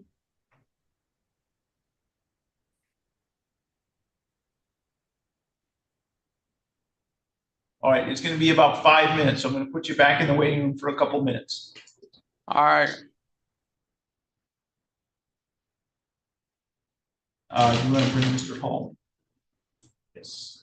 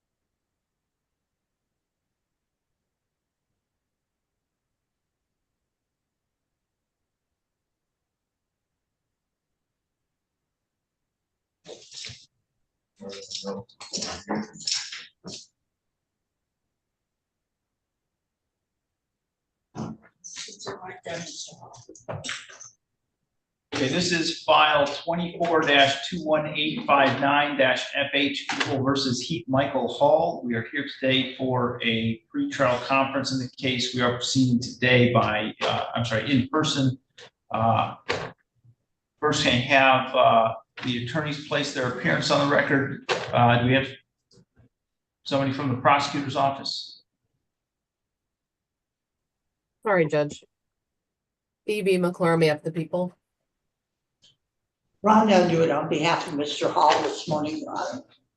All right, and Ms. Underwood, where do we stand with Mr. Hall's case today? After meeting with Mr. Hall this morning, Your Honor, I have serious concerns as to Mr. Hall's competency and criminal responsibility in this matter, Your Honor. And I would ask the court to allow me to present orders for a forensic examination in this matter and for the case to continue in that way. Okay, Ms. McClure, anything you want to say with respect to that issue? No, nothing on behalf of the people. All right, at this time, then I will order evaluations for competency and for criminal responsibility. Ms. Underwood, if you want to prepare and submit those, I will sign them and receive. Thank you, Your Honor. All right, thank you.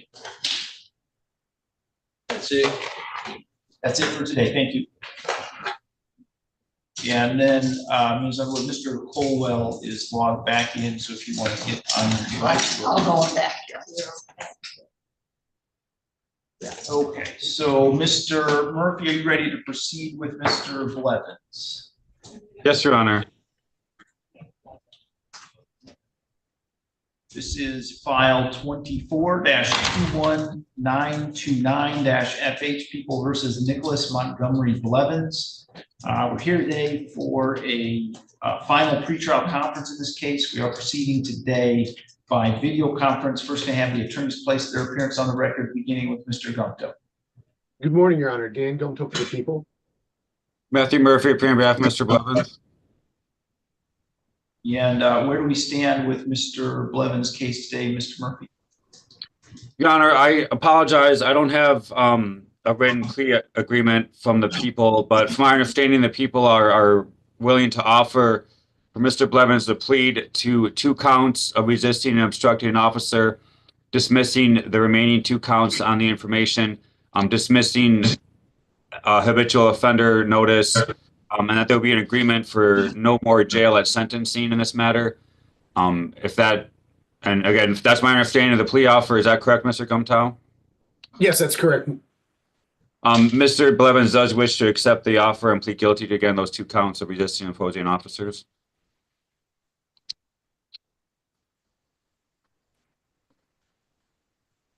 All right, Mr. Blevins, would you raise your right hand, please? Do you swear or affirm to tell the truth, the whole truth, and nothing but the truth under penalty for perjury? Yes. You are Nicholas Montgomery Blevins? Yes. Okay, and Mr. Blevins, have you heard the statement of your attorney and the prosecuting attorney? Is it your intention to plead guilty today to count 1, assaulting, resisting, obstructing a police officer? Yes. You understand the maximum possible penalty for that offense is up to 2 years in prison and or a $2,000 fine. Yes. Is it also your intention to plead guilty today to count 2, second count assaulting, resisting, obstructing a police officer? Yes. And you understand the maximum penalty again for that offense up to 2 years in prison and or a $2,000 fine? Yes. You satisfied with Mr. Murphy and the advice that he's giving? Yes. Neither the prosecutor, defendant, or anyone acting on the defendant's behalf has discussed a possible sentence with the court other than as we've discussed it on the record here today. Is that correct, Mr. Gumtow? That's correct, Your Honor. Mr. Murphy? Yes, Your Honor, that's correct. Is that also your understanding, Mr. Blevins? Yes. If a guilty plea is accepted, there'll be no trial. That means you're giving up the rights that you would have had at trial. I'm going to explain those rights to you now to make sure that you understand it. Yes. You have the right to a speedy public trial by jury. You could ask for a non-jury trial, and if the prosecutor and the court agree, you could have a non-jury trial. You have the right to be presumed innocent until proven guilty beyond a reasonable doubt. You have the right to have the prosecuting attorney prove beyond a reasonable doubt that you were guilty, and you do not have to prove anything. You have the right to be present at your trial, to have the witnesses against you appear at your trial, and to ask those witnesses questions. You have the right to have the court order any witnesses you have for your defense to appear at your trial. You have the right to remain silent at your trial and not have that silence used against you. However, you also have the right to testify at your trial if you wanted to testify. Do you understand, Mr. Blevins, that if your plea is accepted, you may be giving up the right to appeal issues that would otherwise be appealable if you were convicted at a trial? Yes. Do you also understand that any appeal from the conviction and sentence pursuant to your plea would be by application for leave to appeal and not by right? Yes. If you are not a citizen of the United States of America, conviction of a crime can result in deportation, exclusion from admission to the United States of America, or denial of naturalization. Do you have any questions about any of those rights? No. And do you understand that you're giving those rights up? Yes. How do you wish to plead to the charge that on or about August 16, 2024, in the city of Adrian, county of Lenawee, that you did commit the offense of count 1, assaulting, resisting, obstructing a police officer? Guilty. And how do you wish to plead on to the charge that on October 16, 2024, in the city of Adrian, county of Lenawee, that you did commit the offense of count 2, second count of assaulting, resisting, obstructing a police officer? Guilty. Has anyone made any threats or promises to you to induce you to plead guilty to those charges? No. Do you understand that if I accept your pleas, you're giving up any and all claims that your pleas were given as a result of threats or promises disclosed to the court on the record this morning, or that it was not your own choice to enter the pleas? Yes. Is the prosecutor or defense counsel aware of any promises, threats, or inducements other than the plea bargain to induce Mr. Blevins to plead guilty? No. Your Honor, I told Mr. Blevins I would ask the court to address bond after the plea is entered. Other than that, nothing else. Okay. Mr. Gumtow, you aware of any promises, threats, or inducements other than the plea bargain? No, Your Honor. Thank you. Okay. Mr. Blevins, has your attorney promised you any particular sentence or estimated what it would be?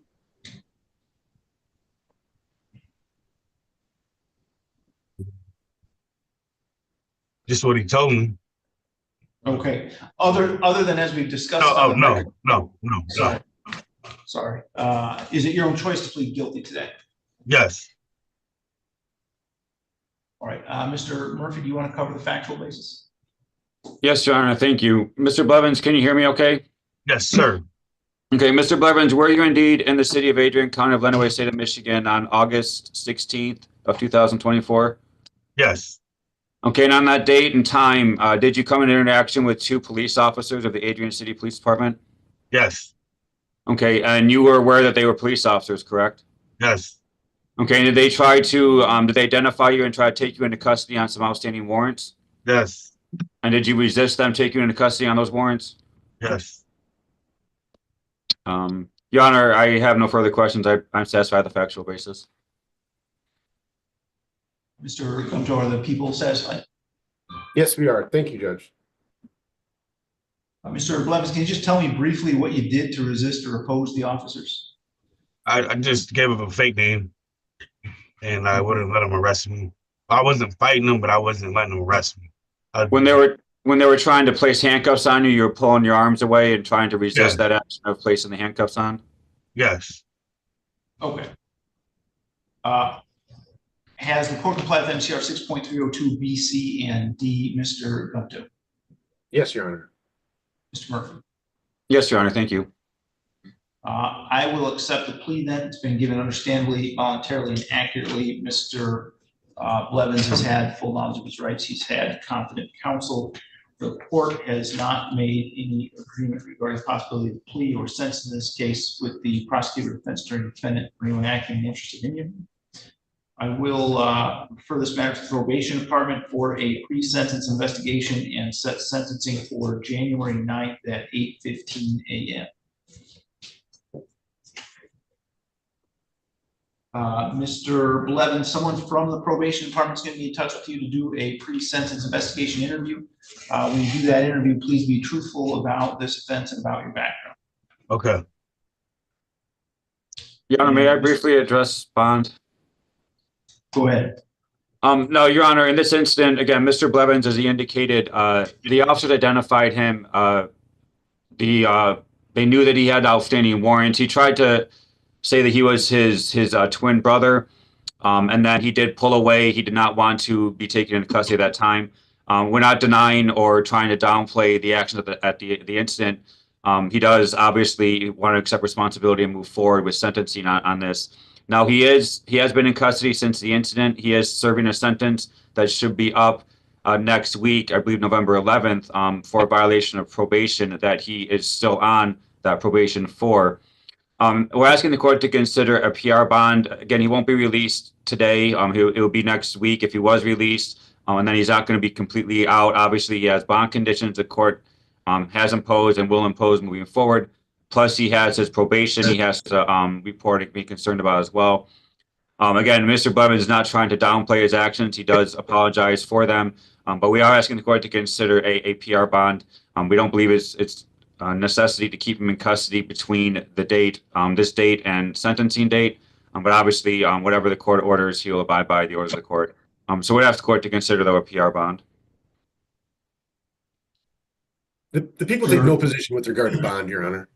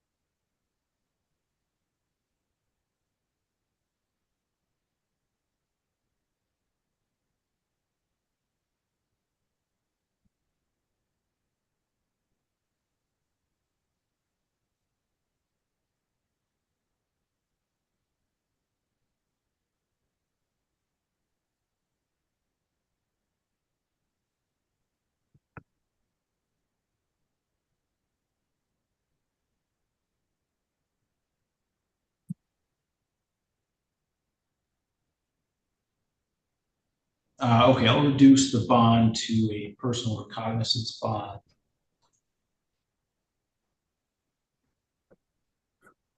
with the conditions that Mr. Blevins personally appear for email court hearings.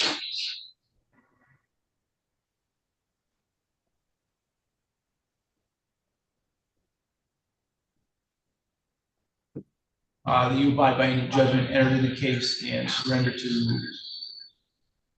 Sure. I need to turn the volume on your device down. Sorry.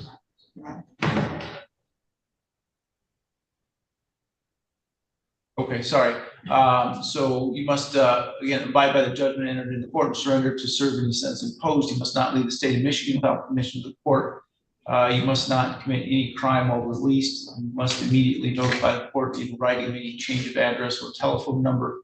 You must make reports to Mr. Coast in Lenawee County Circuit Court Services as specified by him. You must not use alcohol, marijuana, or any illegal controlled substances. Thank you, Your Honor. And I'm going to put you in a breakout session with Mr. Stevenson from the probation department so he can collect your information and give you instructions about reporting to them for pre-sentence investigation interview. Okay.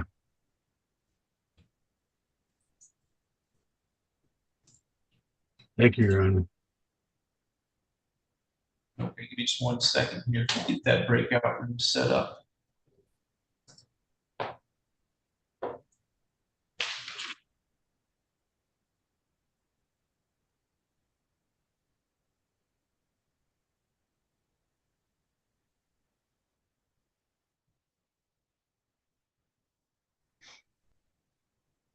Ms. Underwood, are you ready to proceed with Mr. Colwell?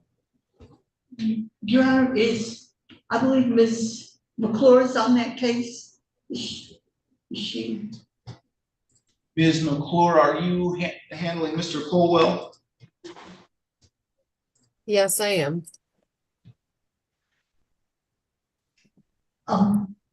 Didi, can I step outside just for a second and call? Can I step outside just for a second and call you? Yeah. Thanks.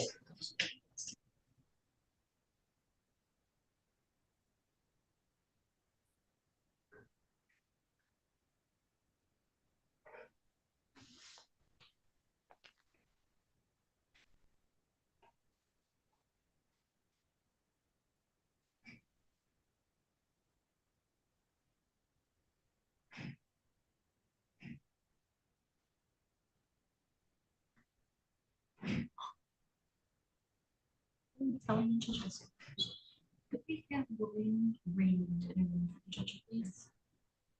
All right, thank you. Bye.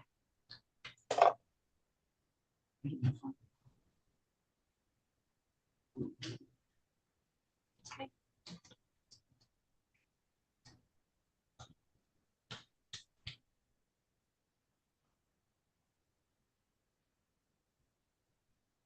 Judge says he doesn't have to.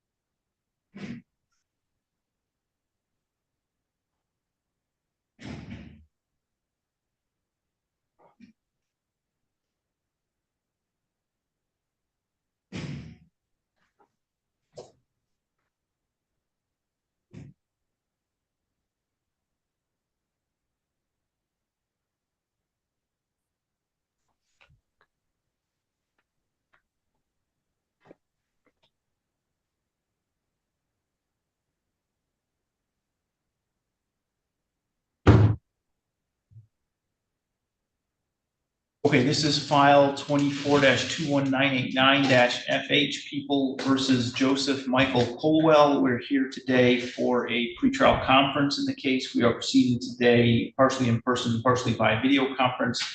First, can I have the attorneys place their appearances on the record, beginning with Ms. McClure? BB McClure on behalf of the people. Rhonda Underwood on behalf of Mr. Caldwell, Your Honor. All right, and where are we with Mr. Caldwell's case today? Your Honor, the offer on this is Mr. Caldwell will plead guilty to count one and with one supplement, the other supplements, excuse me, being dismissed in this matter, Your Honor. So, and I wasn't sure, Judge, if you needed an amended reflecting that it's a habitual second offense instead of a habitual fourth offense. I will need that. Yeah, I think we can go forward, but okay, just make sure that gets caught up with the. Okay. File.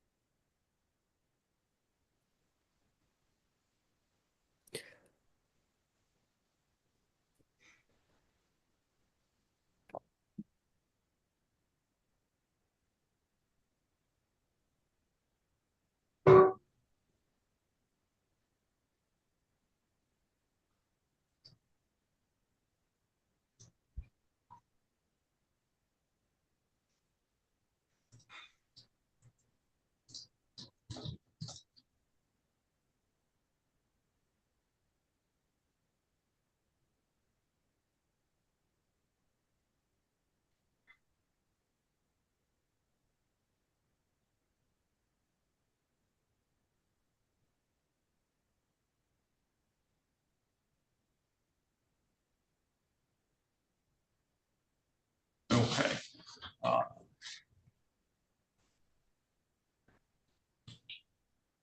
So I'm sorry, Ms. Underwood, you said he's pleading to count one with the second habitual notice rather than the fourth. Is that accurate? I count one with one habitual, Your Honor. Okay.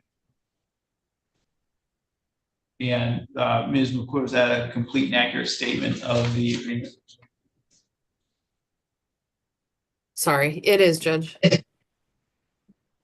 Okay. Mr. Colwell, will you raise your right hand, please?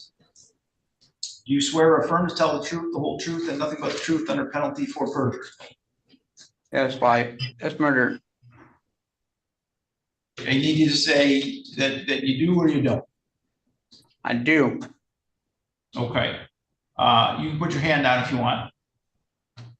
You are Joseph Michael Colwell? Yes, sir. You've heard the statement of your attorney and the prosecuting attorney, Mr. Colwell, is it your intention to plead guilty today to count one, assault of a prison employee? Yes. Are you satisfied with Ms. Underwood and the advice that she's given you? Yes. Do you understand that with the habitual offender notice, the maximum possible penalty for that offense will be up to 10 years in prison and or a $5,000 fine? Yes. Is that with just one? Is that? I doubled that. Is that just 1.5? It'd be 1.5. Sorry. I misspoke, Mr. Colwell. The maximum possible penalty would be 7.5 years. Do you understand that? Yes, sir.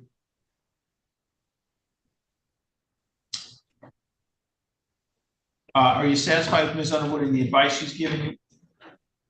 Yes, sir. Neither the prosecutor, defendant, or anyone acting on the defendant's behalf has discussed a possible sentence with the court. Is that correct, Ms. McClure? That's correct. Ms. Underwood? It is, Your Honor. Is that also your understanding, Mr. Colwell? Yes, sir. If a guilty plea is accepted, there'll be no trial. That means you're giving up the rights that you would have had at trial. I'm going to explain those rights to you now to make sure that you understand them. You do have you do have the right to a speedy public trial by jury. You could ask for a non-jury trial, and if the prosecutor and the court agreed, you could have a non-jury trial. You have the right to presume innocence. until proven guilty beyond a reasonable doubt. You have the right to have the prosecuting attorney prove beyond a reasonable doubt that you are guilty, and you do not have to prove anything. You have the right to be present at your trial, to have the witnesses against you appear at your trial, and to ask those witnesses questions. You have the right to have the court order any witnesses you have for your defense to appear at your trial. You have the right to remain silent during your trial and not have that silence used against you. However, you also have the right to testify at your trial if you wanted to testify. You understand, Mr. Colwell, that if your plea is accepted, you may be giving up the right to appeal issues that would otherwise be appealable if you were convicted at a trial. Yes, sir. Do you also understand that any appeal from the conviction and sentence pursuant to your plea will be by application for leave to appeal and not by right? Yes, sir. If you are not a citizen of the United States of America, a conviction of a crime can result in deportation, exclusion from admission to the United States of America, or denial of naturalization. Do you have any questions about any of those rights? No, sir. Do you understand that you're giving those rights up? Yes, sir. How do you wish to plead to the charge that on or about March 9, 2024 in Madison Township, Lenawee County, Michigan, that you did commit the offense of assault of a prison employee? Guilty. Has anybody made any threats or promises to you to induce you to plead guilty to that charge? No, sir. Do you understand that if I accept your plea, you're giving up any and all claims that your plea was given as a result of threats or promises that were not disclosed to the court on the record this morning, or that it was not your own choice to enter the plea? Oh, sir. Has your attorney promised you any particular sentence or estimated what your sentence would be? Yes. What has she told you about your sentence? She said it'd be 7 years and a half. Okay, she told you that's what the maximum possible sentence would be. Is that right? No. The next date is, I'm not sure. I forgot.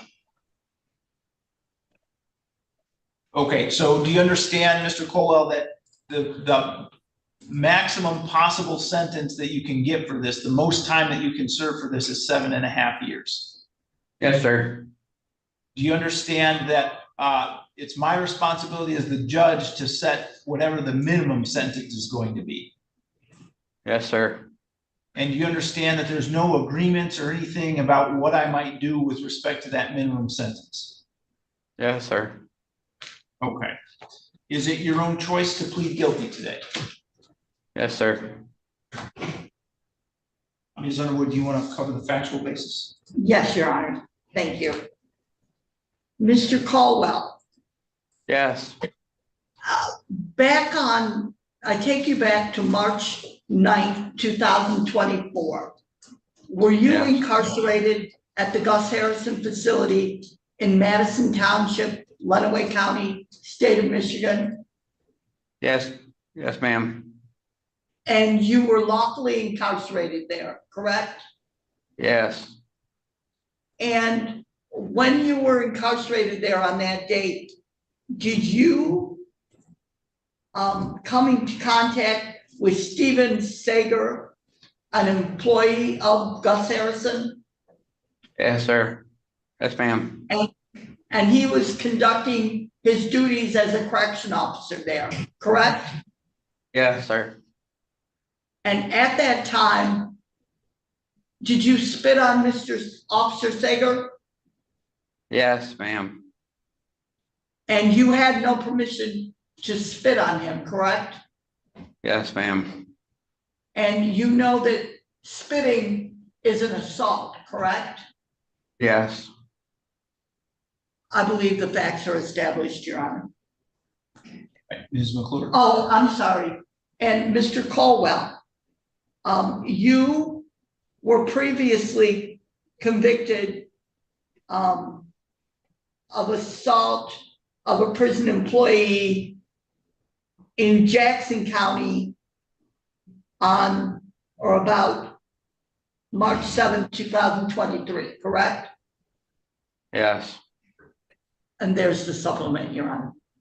Okay, Ms. McClure. I'm satisfied, Judge. Has the court complied with MCR 6.302 B, C, and D, Ms. McClure? It has. Ms. Underwood? It has, Your Honor. All right, I'll accept the plea then. It's been given understandably, voluntarily, and accurately. Mr. Colwell has had full knowledge of his rights. He's had competent counsel. I will refer this matter to the probation department for a pre-sentence investigation and set sentencing for December 19th at 8:15 a.m.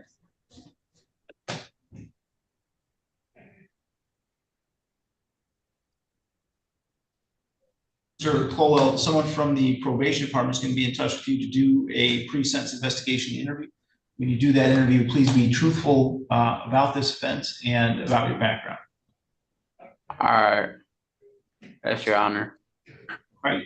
So we're all set. You can let the officers with you know that you're done with court. All right. And I did forward a plea form. Maybe we can just make it part of the file. I understand the plea's already been entered, but that hadn't been received back yet, signed. Okay. I did forget to ask, Mr. Colwell, you have a right to be present in person for the sentencing hearing, or we can do it by Zoom if you want to waive your right to be present in person. I don't You see have we Zoom. have prints for him. I'm sorry? I don't see we have prints for him in the system.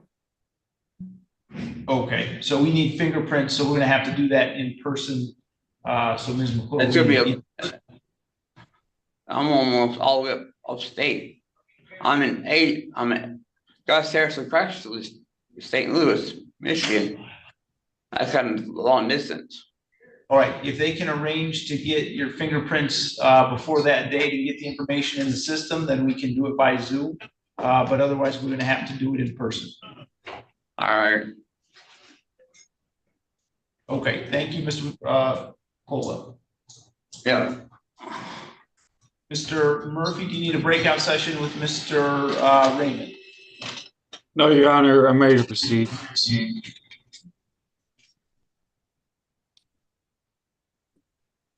These are files 24-21807-FH, 24-21808-FH, and 24-21890-FH, People versus William Michael Raymond. We are here today for pretrial conferences in each of those cases. There is also a pending contempt of court for violating bond conditions in each of those files. Proceeding today by video conference. First, let me have the attorneys place their appearance on the record, beginning with Mr. Bayonet. Alex Bayonet for the people. Matthew Murphy, appearing on behalf of Mr. Raymond. All right, and Mr. Murphy, where do we stand with Mr. Raymond's cases today? Your Honor, I was going to ask if we could adjourn these matters. He does have two new felonies pending down in district court. They have a public cause tomorrow. Our intention is to have those cases come upstairs for an arraignment soon. I am going to have Mr. Raymond re-screened, have a fresh screening done for recovery court, see if he qualifies for that, and then update Mr. Bayonet on that and see where we stand with an offer from the people. With everything. So again, if the people would have no objection, I'd ask for an adjournment. With him, his new files being up, obviously my intention is to get those up as soon as possible. We could probably set these for the same date that arraignment on those would be, which would be about 2 or 3 weeks from now, I'm guessing. I'm not 100% sure. But whatever fits the court schedule best, we would defer to the court. Okay, I'm sorry, so he's where is he in the district court process right now? There's a probable cause conference tomorrow. If we waive his exam, then his arraignment in circuit court would be, I believe, November 20th. I put in to have him screened for recovery court. Hopefully that will happen next week. So maybe if we were to do this November 20th, if there'll be no objection to that, maybe we could have something worked out by then, with an understanding if he qualifies for recovery court. Okay, so if he's arraigned on the 20th, I'm not here that day, so Judge Anzalone's going to be doing the arraignment. I can set it for the week after that on November 27th and just let Judge Anzalone know at the arraignment to set it for the next week, and we can have them all together on the 27th. Yeah, could we do that? I could just waive the arraignment then and just have the pretrial on the new files and just do that for the 27th then, if that would work. Yeah, we can do that too. Thank you, Your Honor. Okay, so, Mr. Murphy, would you do stipping orders for these 3 files then? Yes, Your Honor, have those prepared. Can we sign your name to these, Mr. Brunetto? You can, yes, thank you. All right, anything else we need to address with these cases? Nothing from the defense, Your Honor, thank you. Nothing from the people, Your Honor. All right, Mr. Raymond, you're all set. You can let them know you're done with court. All right, thank you, Your Honor. Thank you. All right, so we can McCollum.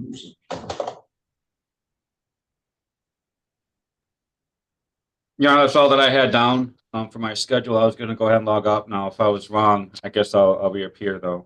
If you need me. So. Okay, thank you, Mr. Murphy. Everyone have a good day. Thank you. All right, this file 24-21958-FH People versus Skylar Austin McCollum Rosa. We're here today for a pretrial conference in this case. We are proceeding today by video conference. First, going to have the attorneys place their appearance on the record, beginning with Mr. Bayonet. Alex Bayoneto for the people. Ron Underwood for Mr. McCullough Rosa, Your Honor. All right, and this is set for pretrial conference today. Was set for 8:15 a.m. this morning. It's now 10:38. Mr. McCollum Rosa is not present in the courtroom, nor has he logged into the Zoom session at any point this morning. Ms. Underwood, anything you want to say with respect to Mr. McCollum Rosa? Your Honor, Mr. McCullough Rosa was in court with me downstairs last week, bright-eyed, on time. I don't know where he is today, Your Honor, and the number I have is disconnected, so I can't track him down right now. But I'm willing to bet this is a mistake on his part, and a serious one. I would ask the court, if the court is going to issue a bench warrant, to give a grace period, Your Honor. But in the alternative, if the court would consider a show cause for 2 weeks from now, and I can reach Mr. McCullough Rosa by a slower method than telephone, Your Honor. Okay, Mr. Bayonet, any input? Yes, Your Honor. I'd ask that the court issue a bench warrant immediately. On top of the domestic violence that is charged in this case, the defendant has an aggravated assault and a domestic violence pending against him in district court with the same victim. There is also another case with the same victim that has to do with unlawful posting of messages. The defendant was posting some derogatory things. I'll just leave it at that without getting too much into the facts. But these all have to do with the same victim, and much of this contact has already been after a no contact order was issued in June of this year. Skylar has shown he's not going to abide by orders of this court. The fact that he is now not appearing today, I think warrants an immediate bench warrant, and I would ask that the court issue that at this time. Your Honor, I would just state that there have been no complaints since Mr. McCullough Rosa got out of jail that he is in any way violating the no contact. I don't know where he is today, but I would suspect that is another issue altogether. I would ask the court to consider a 48-hour grace period on the bench warrant, Your Honor. Thank you.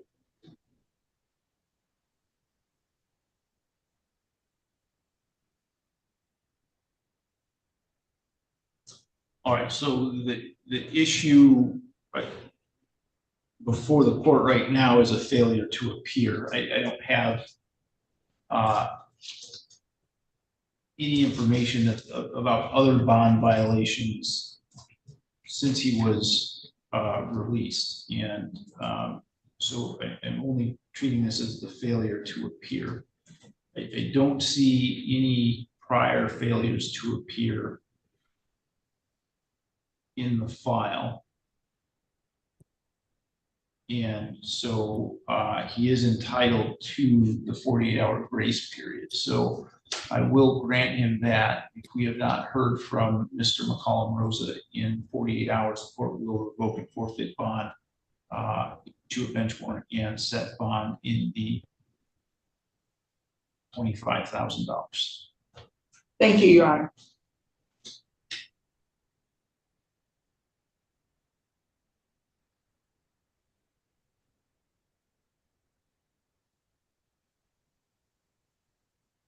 All right, thank you. Does the court have anything else? I believe there are some pickups. We took care of our pickup. I think we are all set. You're all set? Yes. Thank you very much. Okay, thank you. And Mr. Malero, we're calling for Mr. Madrid right now. Okay.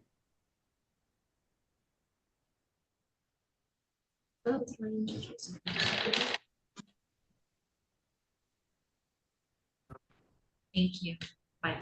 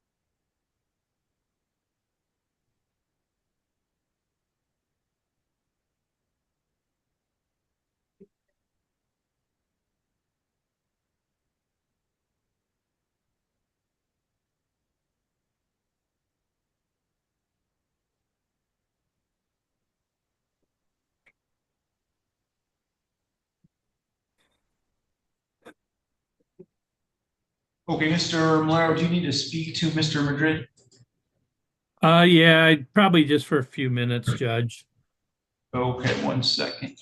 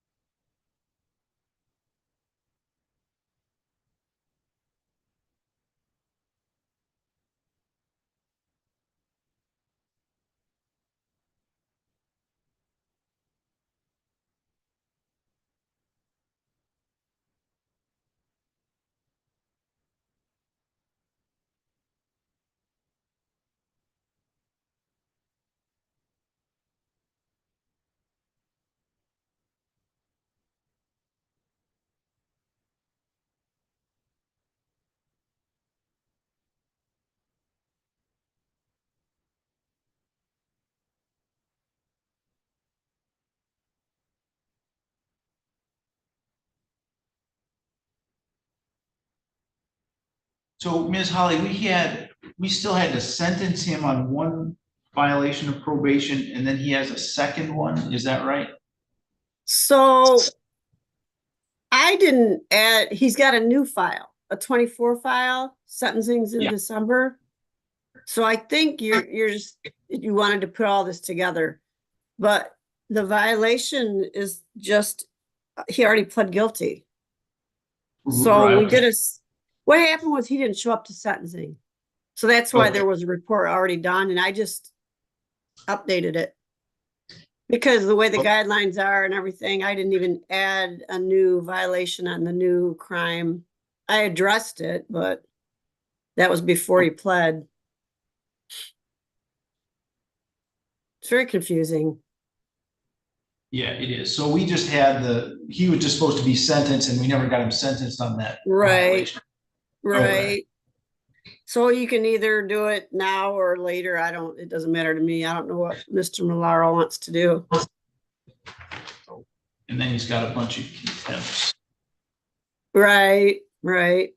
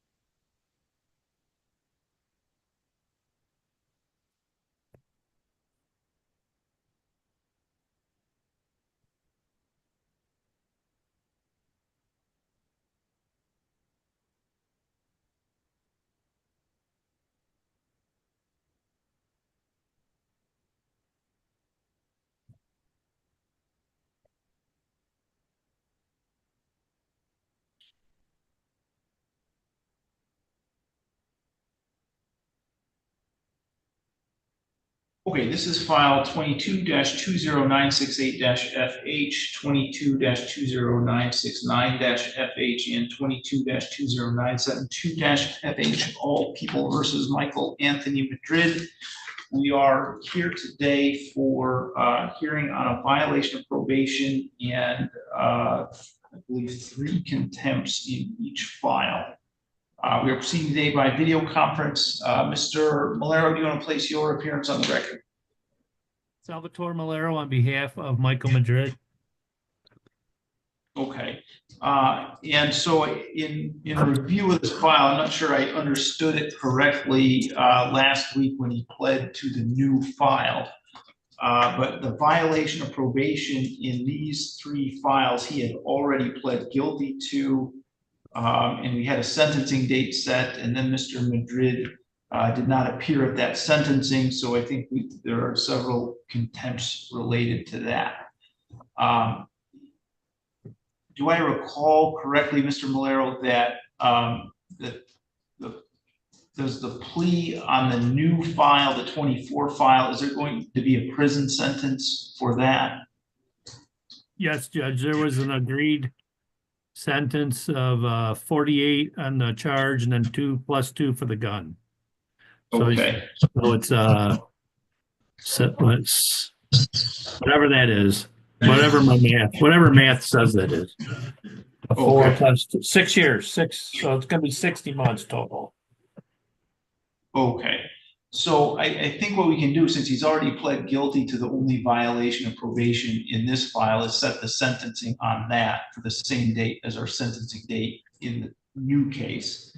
And then it would make sense to me, I think it would be in the interest of justice just to dismiss any of the pending contempts because none of those are going to impact his situation regardless of what happens.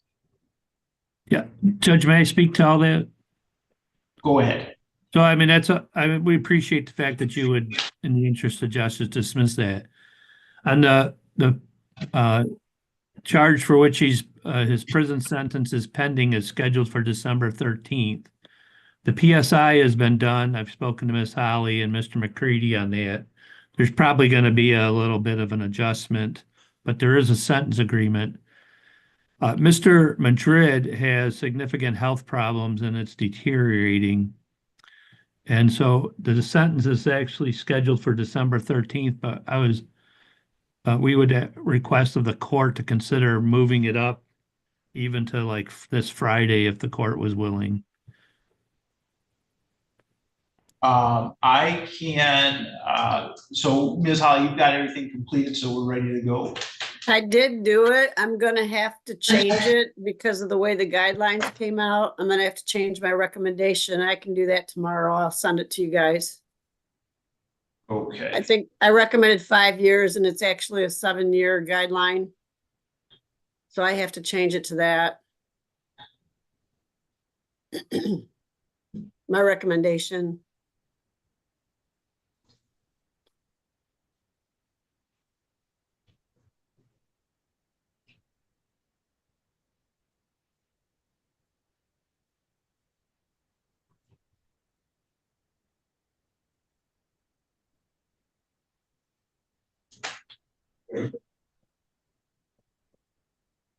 Yeah, I think we can do that. We can do that this Friday.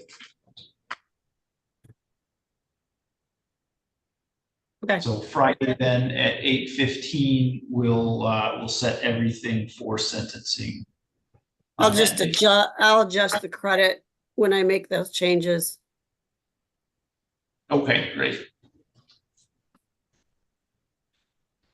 All right, thank you, Judge, and I'll let Mr. McCready know. Okay, thank you. Appreciate that.